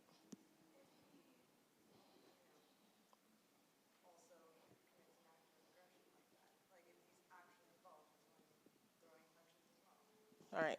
Still at that point, don't even know, I don't know what the scenario was. Mm-hmm. At that point, maybe he was, defending his friend or something. But at that point, I think it's okay for the police to Okay. So there's a concept in the law called mere presence, right? Saying that merely being present while a crime is being committed doesn't mean that you're responsible. Is there anyone who would have a problem with that concept of the law? That even, yes, juror number 9? Do you ever have a duty to step in and protect another innocent citizen? Do you just watch your friend, be this random person lifeless, or do you step in and you have some kind of duty to lessen the severity of the person being injured? There are certain instances where people have special duties, right? Like if you're an adult and you know a child is being injured, maybe, potentially. But for the most part, generically speaking, no. We're not required to do anything. So in a circumstance where you're not required to do anything, would it be okay to do nothing? I would have an issue with it morally, but I don't know that that's what the law would require me to do, and if it didn't, then I think I would follow the law. But morally, it would burden me. All right. Now, I love this phrase, but it's hard for this sort of, the law does not require you to vitiate your conscience, right? So if your moral beliefs are such that it puts you in conflict with the law where you would have to vitiate your conscience, you can tell me that, and we can say, no, you don't need to be on this jury. I don't know, I guess I struggle, because I can think someone's a bad person but not be a criminal. I can disagree with the actions but not think that they committed a crime. I can just think that they're not a very good person. And so I think that's my struggle. Okay, so if the judge told you that to follow the law, you had to set aside your morality, you would be okay with that? All right. I think I would have a hard time setting aside, my beliefs and value system. So you would still use that in the jury deliberation room? I wouldn't abandon it, so it would be in my mind. Thank you, juror number 8. Thank you. I know it's difficult to be honest with ourselves, but there's fairness in that honesty. Is there anyone who agrees with juror number 8? Juror number 7? I agree in the sense that I think it's hard to separate those two. Like, you don't know. Sometimes we make decisions because of our own inherent set morals, and that's not like it's necessarily like I'm making this decision because I believe this is morally sound or something. It's like it's more of something that you've just grown up with, so it would be nearly impossible to separate making a decision and making them because of my morals or something like that, if that makes sense. So would you struggle in the jury deliberation room? Would you be in a position where you would have to vitiate or defy your own conscience? I guess it depends on the evidence. Like, what if it's like something's in front of me and I'm like, okay, I may not agree with this, but it's not pointing towards. Here's what I want to avoid. I want to avoid a situation where you get back there and you realize that the law is in conflict with your morality. And now you have to choose between the law and your morality. And for you to be a law-abiding citizen, you would have to vitiate your conscience. See, we don't want that. And so now is the opportunity, because we don't get another chance to talk to you. So now is the opportunity for you to tell me that. So if you think that you're going to be in conflict, say it now. Do you believe you're going to be in conflict?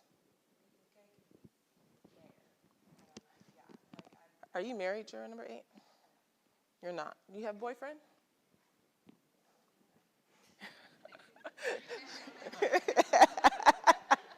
Okay, we're in the same boat.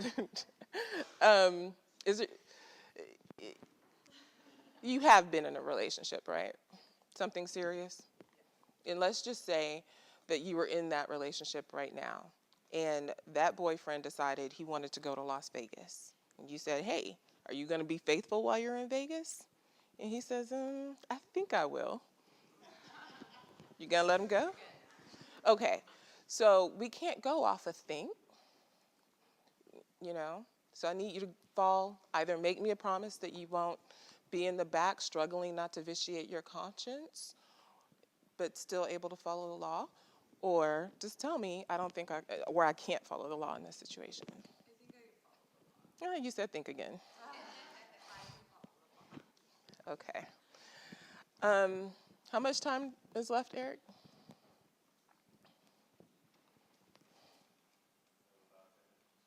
Okay, so this is a pretty good stopping point. I wanted to do voir dire because I wanted to show some things. And this is actually pretty fast. And everyone has struggled with this. Let's see. Yeah, okay. So effective voir dire for me is just a conversation with the jury, right? And I think that a lot of young lawyers probably overthink it a little bit too much. We have certain things that we always want to cover. We want to cover presumption of innocence. We always want to cover beyond a reasonable doubt. We always want to cover the defendant not testifying. So I think you've got some stuff that's just built into voir dire. And for the most part, you develop a way, I won't call it a script because I don't use a script, but you develop a way to communicate those ideas, the ideology, the theories, to lay people, right, who don't know the law. So you have to figure that part out, and I think you move forward with it. Now then, with every case, you have some situations that are a little bit different. You have a man who's dressed as a woman, and maybe that's a unique circumstance, and there's going to be unique circumstances in every case. So then you build that into your voir dire. So I focus more on the conversation. I introduce myself. This part is rather important to me because at the end of the day, if people know something about you, they feel more comfortable talking to you, right? And we have more in common than we do apart. So like when juror number 8 said, no, I'm not married, no, I don't have a boyfriend, I was able to say, you know what, me neither. And it was false because I had already established that I have never been married and I have a 4-year-old son.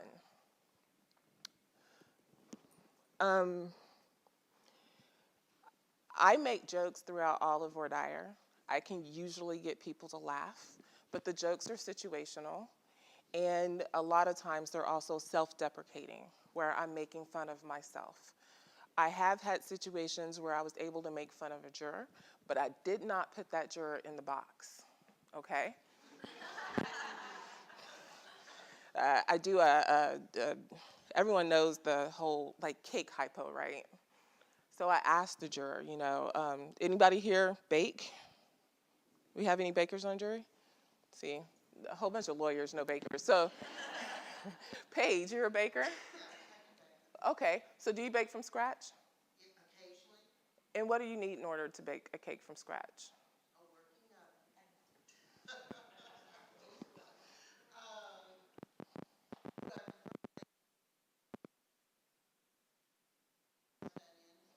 a working cheese, cornmeal, butter, and some milk.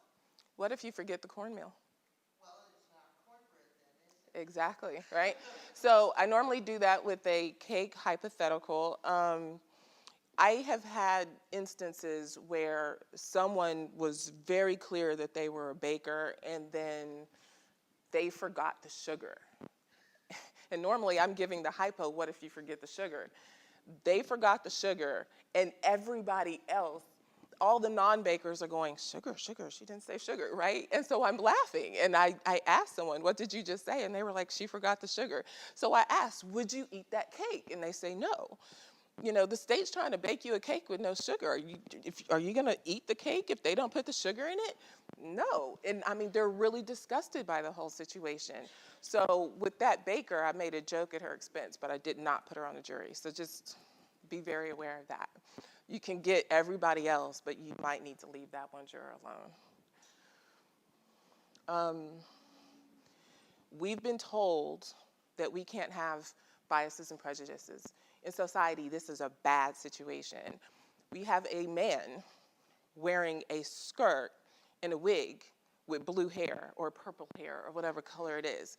And if you don't address that pink elephant in the room, it's gonna be in their minds. I don't know if any of you remember a prosecutor who used to be here, but Lloyd Keith. He had one arm, remember? And very first thing he did in Voir was hold up his prosthetic arm and let it zoom around in circles. He was like, let's just get this over with. Because if you don't address it, the jury will sit there and think about it the entire trial. And you don't want that. Let's address it. Let's see how people feel about it. And let's hope that they'll be honest. One way to phrase this is that it's a preference. It's the difference between preferring strawberry ice cream to chocolate ice cream. Neither one of them is bad. It's just, I have a preference for strawberry ice cream, and juror number 5 has a preference for chocolate ice cream. Neither one of us are wrong. It's just who we are. But if you have to love strawberry ice cream in order to sit on this jury, then maybe this isn't the panel for you. So break it down in other ways. Invite honesty. You have to have a safe place to talk, because if people don't feel safe enough to talk, they're not going to talk.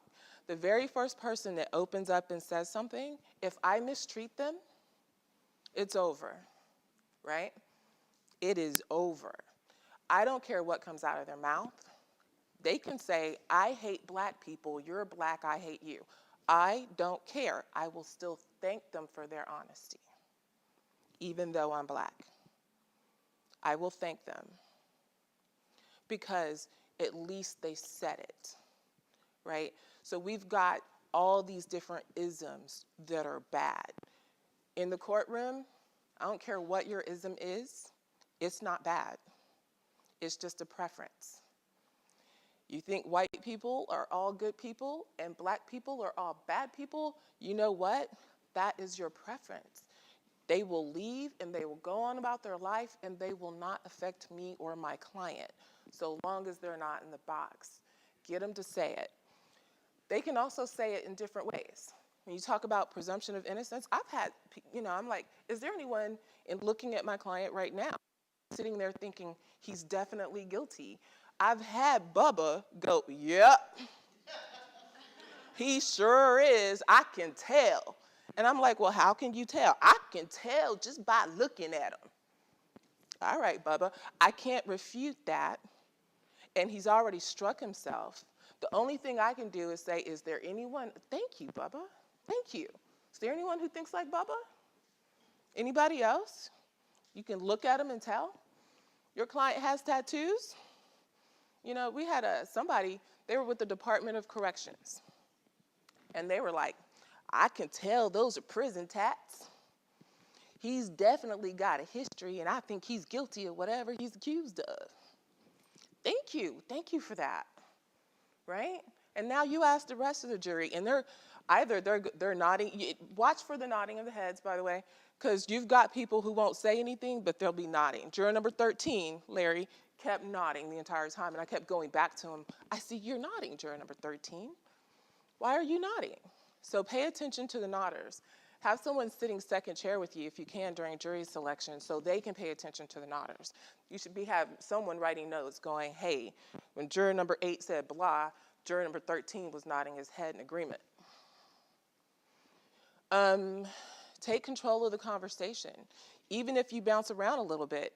I was with juror number 6 and I said, okay, let's divert for a second, right? I told them what I was about to do, and I told juror number 6, I'm gonna come back to you. Make sure that you don't leave that hanging. If you're gonna come back, come back. Actively listen. It's everything that a wife tells her husband she wants him to do. Right? If you're wondering what you're supposed to be doing and you're married, just think about your wife. Make eye contact. Acknowledge what she said. Maybe repeat some of it back, right? Nod while they're talking. Show, or at least pretend, that you're interested.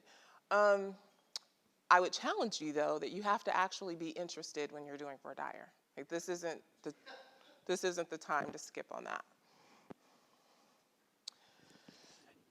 By all means, address the elephant. That is my last slide. I made it such because we have an elephant. We have a pink elephant in the room. I was watching Mickey Mouse Club, and they had a pink elephant on. And yeah, they had a pink elephant on, and I was like, oh, look at the pink elephant. Had that elephant been gray, I wouldn't have said anything about it, right? So I'm talking to my son, and I specifically say, look at the pink elephant. We cannot run from all of the isms. We can't run from them. We have to find a way to give a voice to people who maybe are not what society considers to be the norm. This is not the norm, but we still have to give a voice to our client regardless of the purple hair, the skirt, all of that. All right, thank you.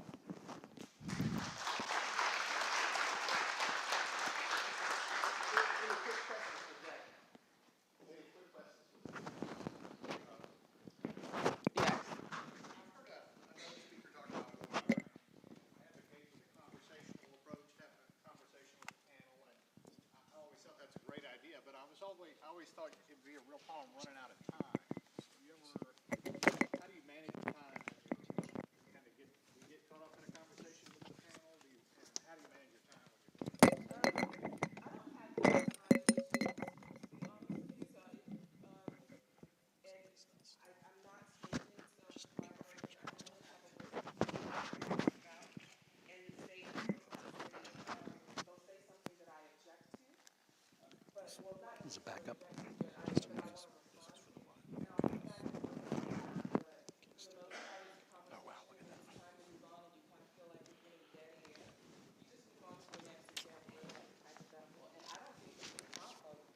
Having that conversation, go and check your notes. pause and check your notes and go, go along as you need to. But once someone has given me a challenge for cooking, like once they've answered a pause question, once they're stuck, I pretty much leave them alone. And I think that helps me kind of flow a little bit. Now, if they're the kind of person talking, sometimes you have people that won't shut up. All right, Mr. Jones, we understand. Yes. You just tell him, okay, we got you, we understand you. Is there anyone else? Let's, and you just sort of throw it out there to the best. I also pay attention to people who were real responsive when the judge was talking, real responsive when the state was talking. I get up and all of a sudden they're the quietest that they've ever been. Mhm. And I do feel like people have an agenda, and if people are just quiet, then I think people are trying to. I need to know more. Any other questions? Okay. Yes. Trust me. This is gonna be fun. Okay.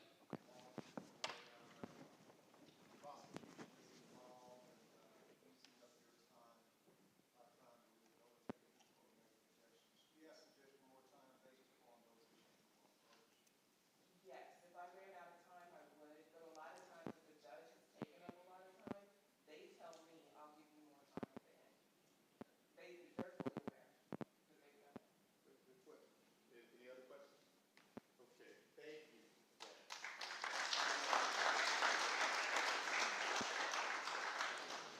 Next presenter doesn't really need much introduction, but I want to introduce him anyway. And it's Mark Bennett. Something about Mark that struck me. Mark's a graduate of Trial Lawyers College. He's accomplished a lot. He's a past president of ACCLA, has tried numerous cases, federal and state, has gotten acquittals in all types of cases. But in particular, I remember when there was a guy who had graduated from the Trial Lawyers College. He was also a graduate who had fell on some hard times and got stuck in the criminal mess. It was just a mess. He was charged with cases all across Texas, it seemed like. And he had one in Harris County. He had 2 in Harris County. 2 in Harris County? He had 2 in Harris County. 2 in Harris County. He had 2 in Harris County he was charged with. And the dude had run out of money, didn't have any money, didn't have any place to turn, and there was a lawyer who came alongside him and represented him pro bono and did the trials and everything. When most people get that kind of situation, you think the lawyer who comes alongside isn't really going to give his best. He's not giving any money. He's not getting anything out of it. There's no fame or anything associated with it. But Mark Bennett got in the trenches with him, and he helped this person who wasn't really that close of a friend of Mark's, but he was somebody in need, and Mark secured acquittals for him in Harris County. And he worked those cases hard. I went and I watched the trials, and it was just fabulous, because the prosecutors were Connie Spence, and who was that lady? I don't remember who it was. It's like Waters. Jane.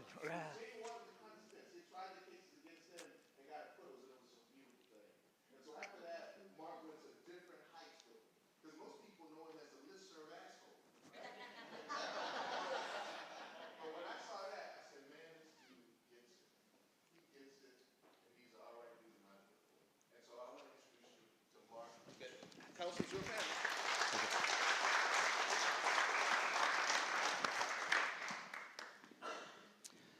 My name's Mark, and I love dogs. How many of you love dogs? I'm married. I've been married for coming on 23 years. How many of you are married? Yeah. We've got 2 kids together. How many of you have kids?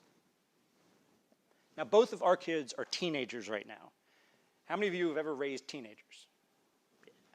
So here's the thing about teenagers, is my teenagers, have different social views than I have. Do you find that to be true of yourself, your own teenagers? Now, my kids are a lot more socially liberal than I am, a lot less socially conservative. Is that how it is in your household, or is it different than that? You're more liberal and they're more conservative. How about the others of you that have teenagers? Do you find that your kids are more liberal than you or more conservative? About the same.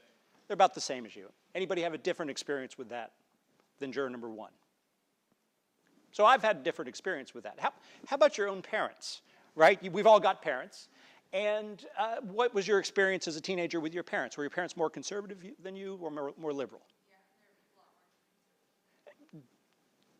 I see some heads nodding here. I see a head shaking there. You'd say you're more conservative than your parents.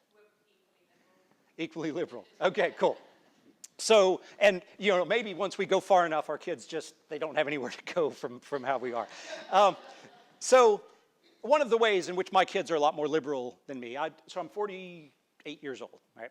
I'm 48 years old, and until I was in college, I never had friends who were gay and who were out. I recognize now that in high school I had friends who were gay, but they were definitely not out because it was a different time. And it wasn't as widely accepted. Homosexuality wasn't as widely accepted then as it is now. So the world has changed in that time, and I've been able to come along with it, right? I've been able to change along with it. I've been able to grow and to develop and to be more understanding and accepting and close to the people in my life who don't have the same sexuality as I do. This is Rita. The judge and the state, they're going to refer to Rita as Juan or Mr. Osorio. To me, this is Rita. This is one of the things that the world has moved on with that I'm still trying to catch up with. And that is trans people's rights. The acceptance of people who identify as a different gender than what we might see them as. Because when you look at Rita, you see what? A man in a man in a skirt, right? And I'm here to tell you that Rita is a woman. Rita identifies as a woman. In every bit of her being, Rita's a woman. So I'm going to refer to Rita as Rita, rather than as Juan Osorio. Is that okay? Let me ask the other question. Who's going to have an issue with that?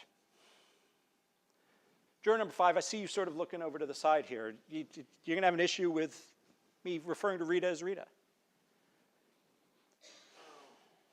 No, I don't think so. I think if that's what Rita wants to be, that's what Rita wants to be. I'll tell you, if you had come to me 6 months ago and you had asked me that question, Mark, are you going to have a problem referring to Rita as Rita?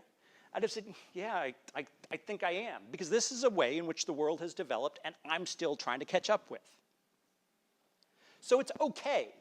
It would be okay if you said to me, yeah, you know, I've got an issue with that. A lot of people would say that person is biologically male. It is apparent that that person is biologically male. And that person should accept that that person is male and should be accepting of using the name that his parents gave him and using the pronouns that society gives him. Mark, can I ask you a question? Absolutely. Is Rita had the surgery already? I have no idea. Well, I think Does it matter? How does it matter? I think that makes a difference. Okay. So tell me why. Because if it's no surgery, then that's Juan. So as long as Juan has a penis, Juan is still male. Okay. So, and I don't know the answer to the question, but we're in a jury trial. Okay? And Rita is on trial for her life, for her future, right? You've heard about this. You've heard about this allegation, and you know the state's trying to put Rita or Juan in prison. Okay? So, not knowing whether Rita or Juan is Rita or Juan, how's that going to affect you in serving as a juror on Rita or Juan's case? Well, because they're saying that Rita or Juan molested a child, I think that's very important to know in this case. Okay. If it was a robbery, it probably wouldn't matter, but this is rape we're talking about. Okay. Fair enough. How does it matter? Because once we know the identity of the child, then we have an idea of is Rita or Juan innocent or not. How so?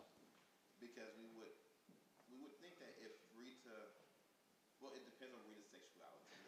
Right. So if Rita's attracted to girls and there's a young child, Right. then we're gonna look at Rita or Juan differently than we would have. And I think that's an interesting distinction here. What is Rita attracted to versus what genitalia does Rita have, right? So you might be more interested in what Rita's sexual preferences are. Right. Fair enough. And whoever was sitting at that table on trial for their life, you'd want to know that information, right? If it were Juan in a suit and tie, or if it were clearly biologically female Rita in a dress, you'd still want to know the answer to that question.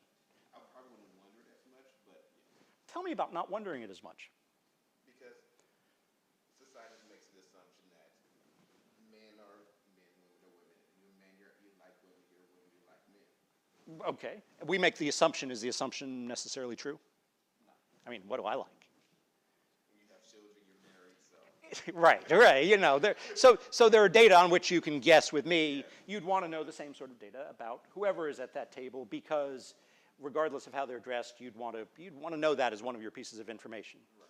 You might think that someone who was not attracted to females would be less likely to commit a sex crime against a female. Right. Okay, but let's get back to the thing that we can all see. And I need to make sure. Here's what I need to make sure. I'm sorry, what's your name? Terrence. What's your last name? Jewett. Mr. Jewett. Because we're in a courtroom, and this is a very formal setting. I mean, if we ran into each other at a bar, I'd hope you'd call me Mark, and I'd call you Terrence, but I think that the judge is going to insist that I call you Mr. Jewett. Okay? So juror number 5, Mr. Jewett.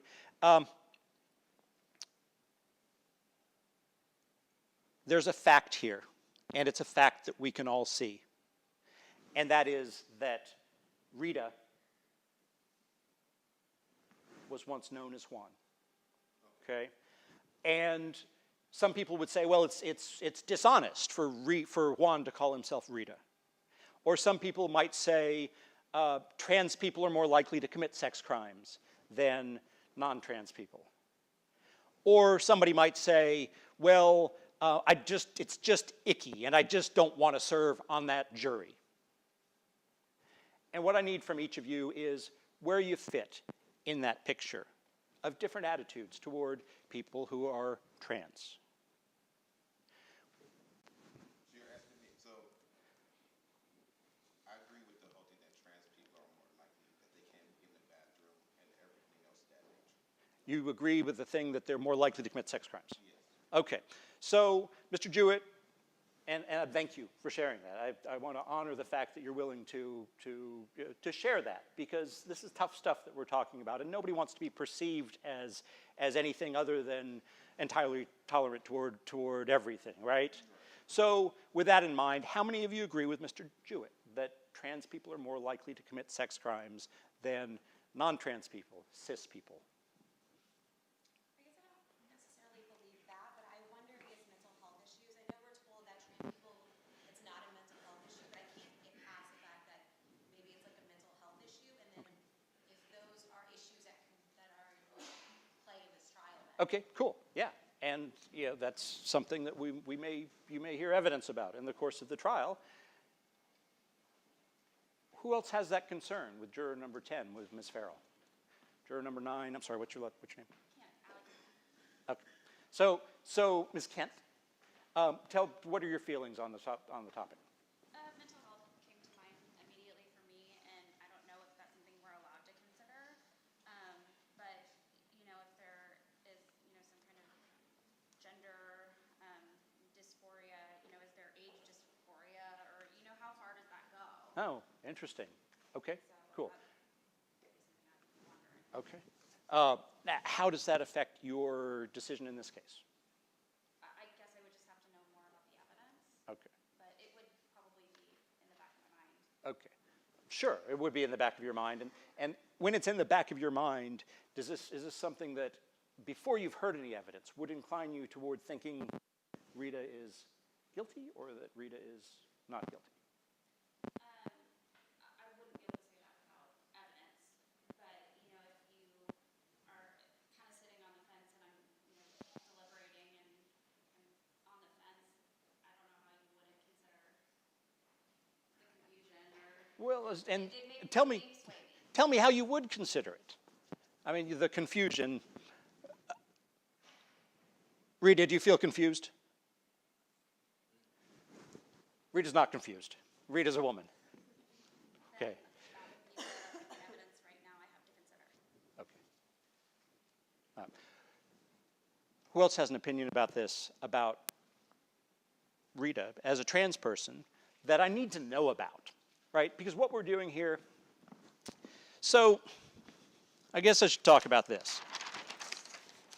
Because I find that my jury panels don't know how this works, and we usually don't do a satisfactory job of explaining to jury panels how this process works. And we'll talk with people afterwards, and they'll just have no understanding of how it works. So we start off with a jury panel, and this is you guys. It's 70 different people, right? And then the lawyers get the juror information sheets, which you filled out. And the judge does voir dire. That is, the judge talks with you, and he's already done that. And the prosecutor, the state talks with you, and that's the prosecutor voir dire. And then I talk with you, and that's what we're doing right now. And based on all of that information, we get to use what's called challenges for cause. A challenge for cause is if you are unable to swear that you will follow the law, given what you understand, what we tell you the law to be, that's a challenge for cause, right? It's not can you follow the law, it's can you promise to follow the law, right? So if the law is, if you're told that the law is Rita is presumed to be innocent and is innocent until the state has proven her guilty beyond a reasonable doubt, and I say to you, can you promise to follow that law? You would say, yes. Right. And because you follow that law, Rita is, right now, innocent or guilty? Innocent. Right. Everybody agree with that? Rita is? Innocent. Yes? Okay. So that's an example of following the law. Now, if one of you were to say, and I'd like to hear it if you need to say it, we all like to hear it. If one of you were to say, I can't follow that law, I presume that Rita is guilty, then that would be a challenge for cause, and that's fine. It's fine. I've got red X's here, and I probably shouldn't. They probably should be big green smiley faces, right? Because what we're looking for is people to tell us the truth. And you don't get any trouble for a challenge for cause. You just get to be excused from this jury panel, and you get to serve on another jury panel on another day. This is not the right case for everybody, right? Obviously, it's not the right case for everybody. There are people who would be a better juror on a DWI case. Maybe a DWI case would be perfect for you, right? Maybe a murder case would be perfect for you. Maybe this just isn't the case that you should serve on because of some pre-existing feelings or beliefs about the subject matter or about, and I'm using the specific example here of trans people. Anything I need to know? Okay. So after the lawyers use their challenges for cause, each side gets 10 peremptory challenges. That is, we get to say, okay, that juror, that juror, that juror, that juror 10 times, I don't want them. We don't even have to have a reason for it. Challenge for cause, we have a reason. Peremptory, we don't have a reason. What we wind up with is the first 12 people who have not been challenged are our jury. And then we get 2 alternates as well. So we talk about jury selection sometimes. What we're really doing is we're eliminating the people who can't be on the jury. And there's no dishonor in not being able to serve on this jury because there are hundreds of jury trials down here every year, right, at the Harris County Courthouse. And if this is not the right trial for you to serve on, then please let me know. It's a sex offense involving a child. That's what the allegation is. The defendant is a trans man, trans woman, identifies as Rita, and I am going to do my best to honor Rita by using the pronouns, she, her, and the name that she identifies as. And if that's an issue for any of you, please, dear God, please let me know right now. Sir. Follow up on the previous question. If there was surgery, Bruce Jenner would no longer be Bruce Jenner. It would actually be Caitlin. Okay. But I don't think factually Bruce Jenner has had the surgery. So in this case, if there were surgery, factually, it's arguable that a sex offense could happen. Couldn't happen if there were surgery? Correct. I'm just saying it's a fact that we should know. It's interesting. So here's what a sexual assault is. It's intentionally or knowingly causing the sexual organ of a child to contact the sexual organ of another person. All right? Of another person. So supposing that the state is able to prove beyond a reasonable doubt that the sexual organ of a child contacted the sexual organ of another person, how could Rita not be guilty of that?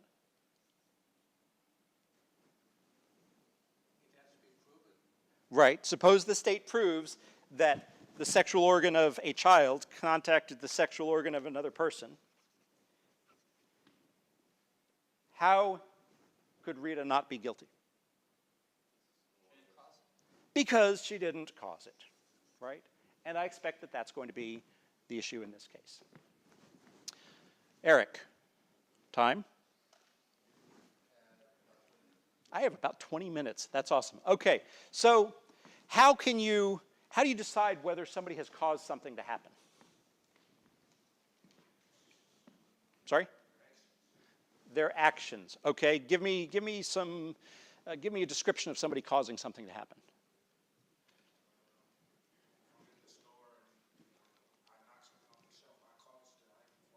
Okay. Physically cause it, physically leading it to happen. Give me some other examples of one thing causing another, of a person causing something to happen. Well, in this case, does it have to prove penetration? So no, because the allegation is contact. Okay? So an excellent question. Can you cause somebody to do something to somebody else? Give me an example.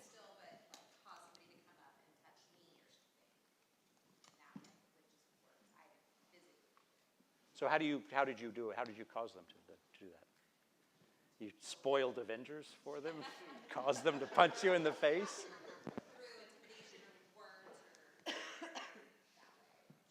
Okay.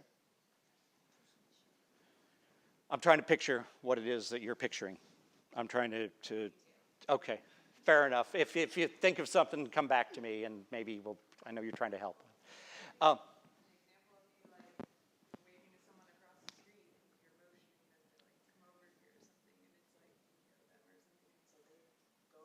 And they get hit by a truck in the middle of the street, right? Okay, all right, how about that? If I motion for you to come here, and you come here, I've caused you to come here? Anybody have a doubt about that? Yes, ma'am. Well, are you asking just about cause and effect or intention? Right now I'm just talking about causing something to happen.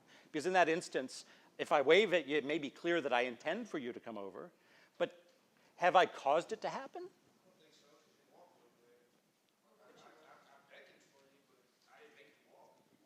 What's this?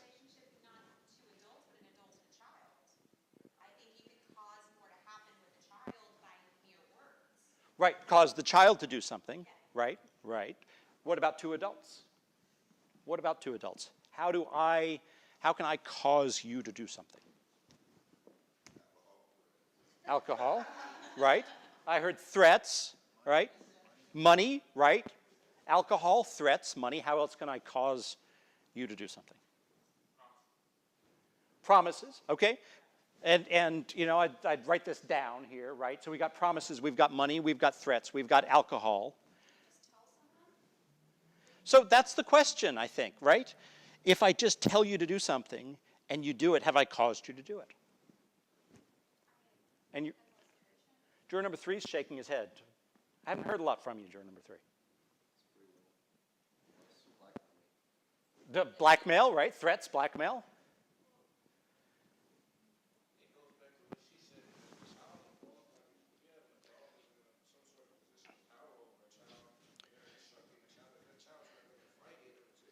So what I'm hearing, and you guys tell me if I'm missing something, correct me if I'm wrong. What I'm hearing is that we can cause somebody to do something by exerting some sort of power over them. Adult over a child, right? Fear, blackmail, threats, money, intoxication. all of these create an unequal power distribution, right? And I see some nodding along.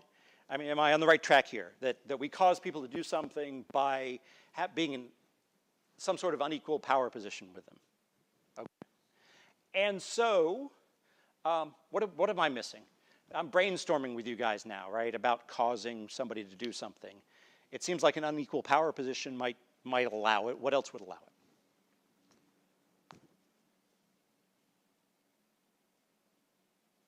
Mustache man.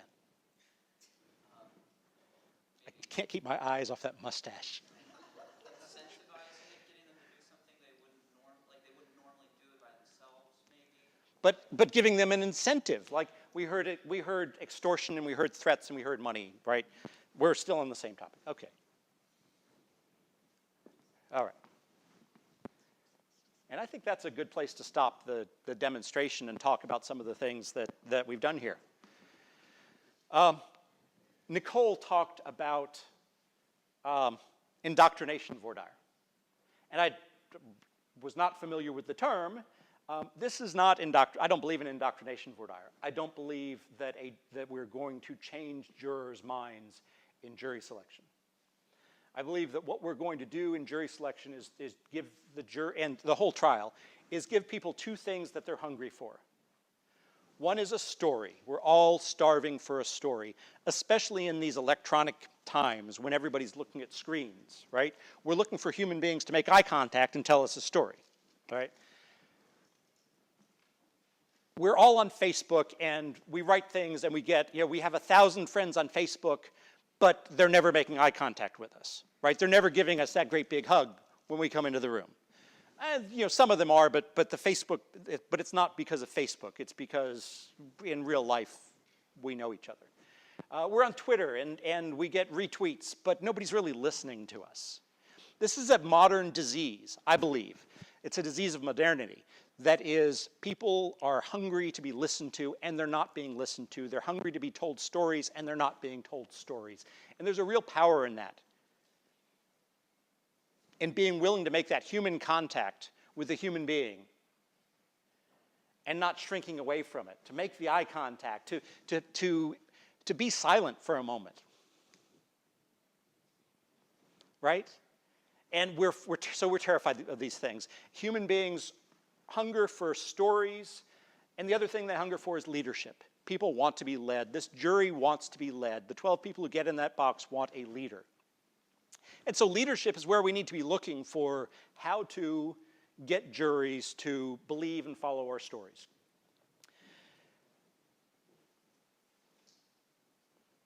My voir dire is an attempt to create rapport with the jury.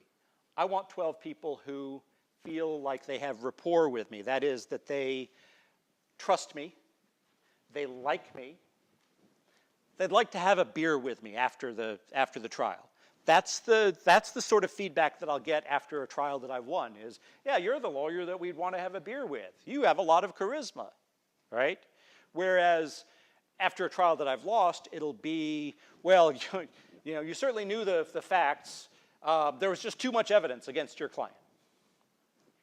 And by the way, I've told Eric this before, if you want to be lied to, ask a juror about their verdict after the verdict, because it's not because they're lying to you, it's because they're lying to themselves. They're making up stories about why they arrived at the verdict, and they're doing what's called satisficing. And satisficing is making up a socially acceptable story for what they've done.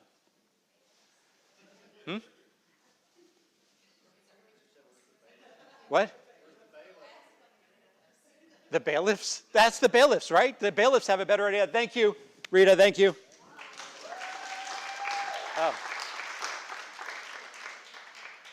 So this is the thing that I've come up with a jury is a group. The jury panel is a group, and they've been a group since before they came in their first contact with you. What being a group means is if you do something to one of them, the whole group feels it. So Jacky talked about a joke at a juror's expense.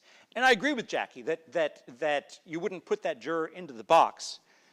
But the other thing that she talked about but she didn't call out was that she had the rest of the jury's permission to make fun of that juror because they were already snickering about the sugar, right? So before doing anything, before making fun of the guy's mustache, and you know, that was whimsy, but I know that they've been talking about his mustache. Before making fun of the guy's mustache, you make something to talk about, right? So the humor should be, until that point, which sometimes never comes, the humor should all be self-deprecating. That's the one subject that you have permission, you have license to make fun of in Voir dire is yourself. And people like it when you're able to make fun of yourself. You're much more approachable, you're much more lovable when you're able to make fun of yourself. You're much more lovable when you make mistakes and are able to recover from the mistakes without acting like a bad thing has happened to you. So we're trying to build rapport, and the first thing that I do in trying to build rapport is find common ground between me and jurors in this group. And since it's a group, if I find common ground with one of them, the whole group feels the common ground. If I make eye contact with one of them, by the way, how was my eye contact? So if I make eye contact with one of them, the whole group feels the eye contact. I don't need to be trying to make eye contact with everybody because I can't do that. But if I'm looking eye to eye with one of them, the whole group senses it, especially since I'm going to give Daniel some eye contact and a single thought. And then I'm going to move on and give some eye contact and a single thought to somebody else. And what I'm not going to do is I'm not going to jump from one person to the other in the middle of a thought. I'm going to wait until a thought is complete and then deliver another thought to the next person. Follow? How's it feel, by the way?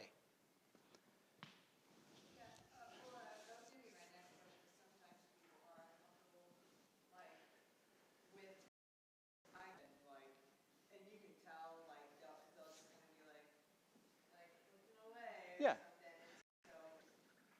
Sure, and you have to be conscious of that, and if somebody starts looking away, then that's okay, it's cool. Move on to another person. No, I'd move on to, you know, I wouldn't make them feel like they're eluding it. Now, sometimes if somebody is clearly not paying attention, they're just looking down, I'll look at them and I'll talk until they look up and they realize I've been talking to them the whole time. That's fun. So, I'm Mark, and I love dogs, right? Who doesn't love dogs? Well, there are going to be some people who don't love dogs, but most people, everybody I want on my jury loves dogs. So that's the icebreaker, is I'm Mark and I love dogs. How many of you love dogs? The thing about how many of you is you can ask the question to try to find out how prevalent something is in a group by saying, how many of you love dogs? Or you can say, do any of you love dogs? How many of you or do any of you? The difference is that do any of you doesn't presume that the answer is going to be yes, right? How many of you presumes that there are some, and you just want to find out who they are. So anytime you have one of these questions and you want more people to raise their hands, use how many of you? Because then the shy people who wouldn't raise their hands except they know there are other people around them raising their hands are more likely to do so. If you want fewer people to raise their hands, use do any of you, right? Who just said it? Do any of you, right, Paige? Do any of you. And then the shy people are going to think, well, you know, it doesn't sound like there are necessarily any. I'm going to keep my hand down for this. Well, why would you want more answers? Why would you want fewer? Generally, you want fewer answers if the answer is something that makes the jurors look good for you, right? Do any of you respect the presumption of innocence? Right? How many of you think that this guy should die for this crime? It's extreme examples, but if you want more people to give you to answer the question, use one form. And something that Jacky said. Jacky said, we should go on the road, Jacky, and teach this stuff. Because I can feed off of her. Because Jacky said, if the juror says, you know, you're black and I hate you because you're black, she says, thank you, right? Thank you for telling me that. And it should be a sincere thank you. Why should that be a sincere thank you? Because they believe it, and if they don't tell you it, they're taking it back to the jury room. anything that you hear that you think, oh my, that's terrible for my client, turn it around and say, wow, I'm glad I heard that now instead of 2 days from now when I'm debriefing the jury on how the verdict came about, and one of them says, yeah, this guy over here, he turned us all around from not guilty. Because, you know, his wife had been, you know, raped by I don't know, by somebody like your client, you know, by a cop, right? You know, his wife had been raped by a cop, and so he turned us all around. We were all not guilty, but then he got us all turned around. You're going to regret not hearing the bad stuff in the beginning. So rapport is what we're trying to build, and rapport is credibility, rapport is trust, rapport is liking, rapport is attraction, all of these different words for the same thing that we're going for. Rapport is charisma. There's a lot of leadership study on charisma, on how people develop charisma, on how people build charisma. And I contend, and I think I can prove to you, but not today, that you can develop more charisma. Not an innate thing. It's not something that just happens to you and you're set, or doesn't happen to you and you're unfortunate. It's something that all of us can develop. And even the most charismatic of us, like Nick, can improve, right? And even the least charismatic of us can develop something that functions for them in trial. It is a hackable skill.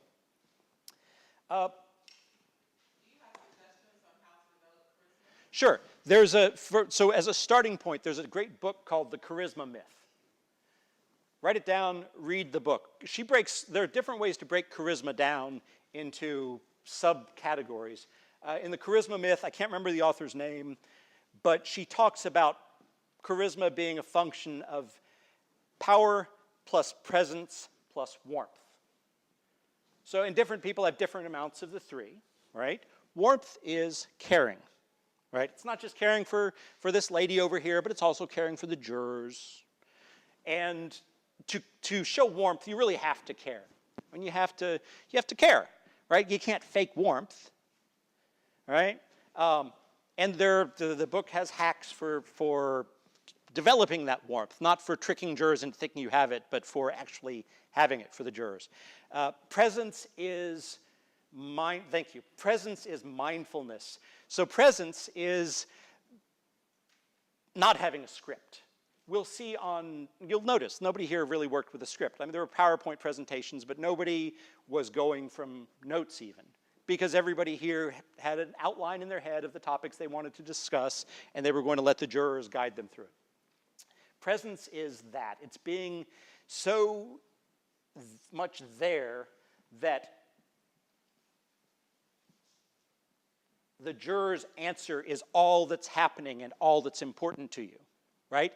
And once you've had that interchange between you and the juror, then the next thing that's most important is the next thing that's happening with the next juror. But while I'm talking with juror number 2, I'm not thinking about what I'm going to say to juror number 6. While juror number 9 is giving me an answer, I'm not thinking about what my next question is going to be. So that's warmth. And that's presence. And then the third prong is power. And there are two different kinds of power. Daniel Krause interned with me, and we explored this a great deal. There's personal power, and there's social power. So the people with the social power are the judge, the prosecutor, the bailiff, right? Social power is guns and badges. Personal power is internal. Personal power is not being unduly concerned with what other people think of you. And personal power is something that you can share with other people, right? I can give you personal power and I haven't lost anything. If I have social power and I give you social power, if I have a gun and a badge and I give you a gun and a badge, I've lost something because now I'm not the only guy with social power, right? Personal power is infinite. And so in the dynamic of the courtroom, we've got these people who have the social power, and we've got our client who probably has neither social nor personal power, and we've got these jurors who have some mix of social and personal power. We're the people with no social power, but tons of personal power. right? We're the folks who don't have badges, we don't have guns, we can't make anybody do anything, but we have the power of righteousness, right? We're right. We may not win on the facts of this case, but we're right. We're on the right side, right? We're on the side of freedom rather than on the side of putting people into boxes. So that's Cabas? Charisma myth. So that's charisma myth, is this, and she gives exercises, right? She gives exercises for developing these elements of charisma.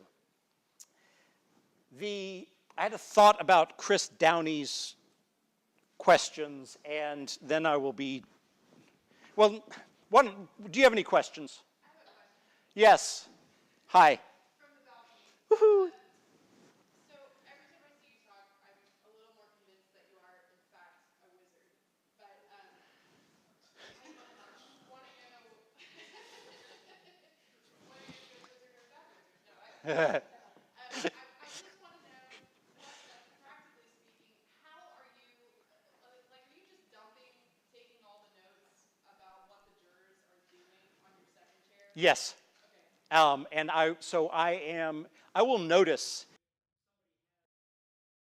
arms crossed through my voir dire or is looking at her phone now. I'll notice, and I'll probably approach that during my voir dire. So the things that I notice, I'll call out so that I don't have to remember them. But yes, I'm dumping on my second and third chairs the responsibility of taking those notes and observing what people are saying.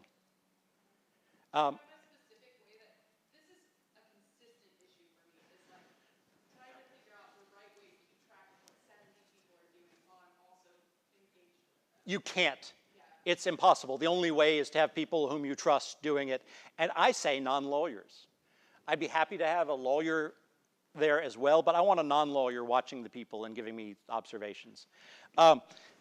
The scaled questions get to, one of the things that your second chair should do is keep track of the scaled question answers, because you don't want to be asking and trying to write it down at the same time. The scaled questions, as Chris asks them, get to what's called right-wing authoritarianism. That's what Chris is looking for. That's those Judge Pirro, I didn't even know who she was, but that's those watchers are the right-wing authoritarians. And so if I ask a scaled question, it might be something like this.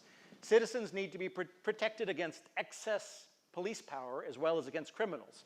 Strongly agree to strongly agree. Strongly disagree to strongly agree. It's called a Likert scale. And I'll get a 1 through 5 from everybody on that, right? It's not the facts of this case. It's not the law applicable to this case. It's an attitude on the law, right? It's legal attitudes. Here's another one. Defendants in a criminal case should be required to take the witness stand. We'll all agree that they're not required to. The question is, do you think that they should be? Do you strongly agree down to strongly disagree? These come from a validated questionnaire on legal attitudes to find the right-wing authoritarians. If you stick a couple of these in, then you've always got something that at the end of the voir dire, when you were just down to those last 3 or 4 jurors and you've got 1 strike left, you pull the number and say, okay, who's the more authoritarian of the people that we have left? I feel like I haven't done a very good job because I haven't been very organized. I have so much I feel like a wizard. I have so much to say about this, and there is so much magic in this. Words are magical, and we are in this privileged position of getting to use this magic on behalf of people who the government is trying to put in boxes. And if you are interested in that and you're interested in developing your own wizardry, please give me a call and we'll sit down and we'll talk about what you can do specifically, what you can do generally, what you can read, how to unleash that magic to convince juries to do crazy things like walk Rita. Mark, real quick. Yeah. Organization, do you throw those in, like, say you're doing a case that doesn't do any of that, and you just want to identify authoritarian jurors, do you throw those in the beginning, try to leave them in the middle?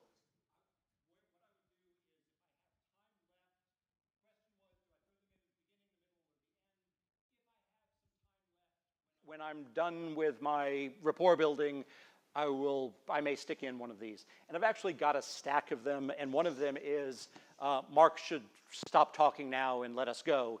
Strongly disagree to strongly agree. So if I have the time for that, I'll pop that one up after I've done another one. So wait right here. So I want to at least say thank you to Mark Bennett for being here.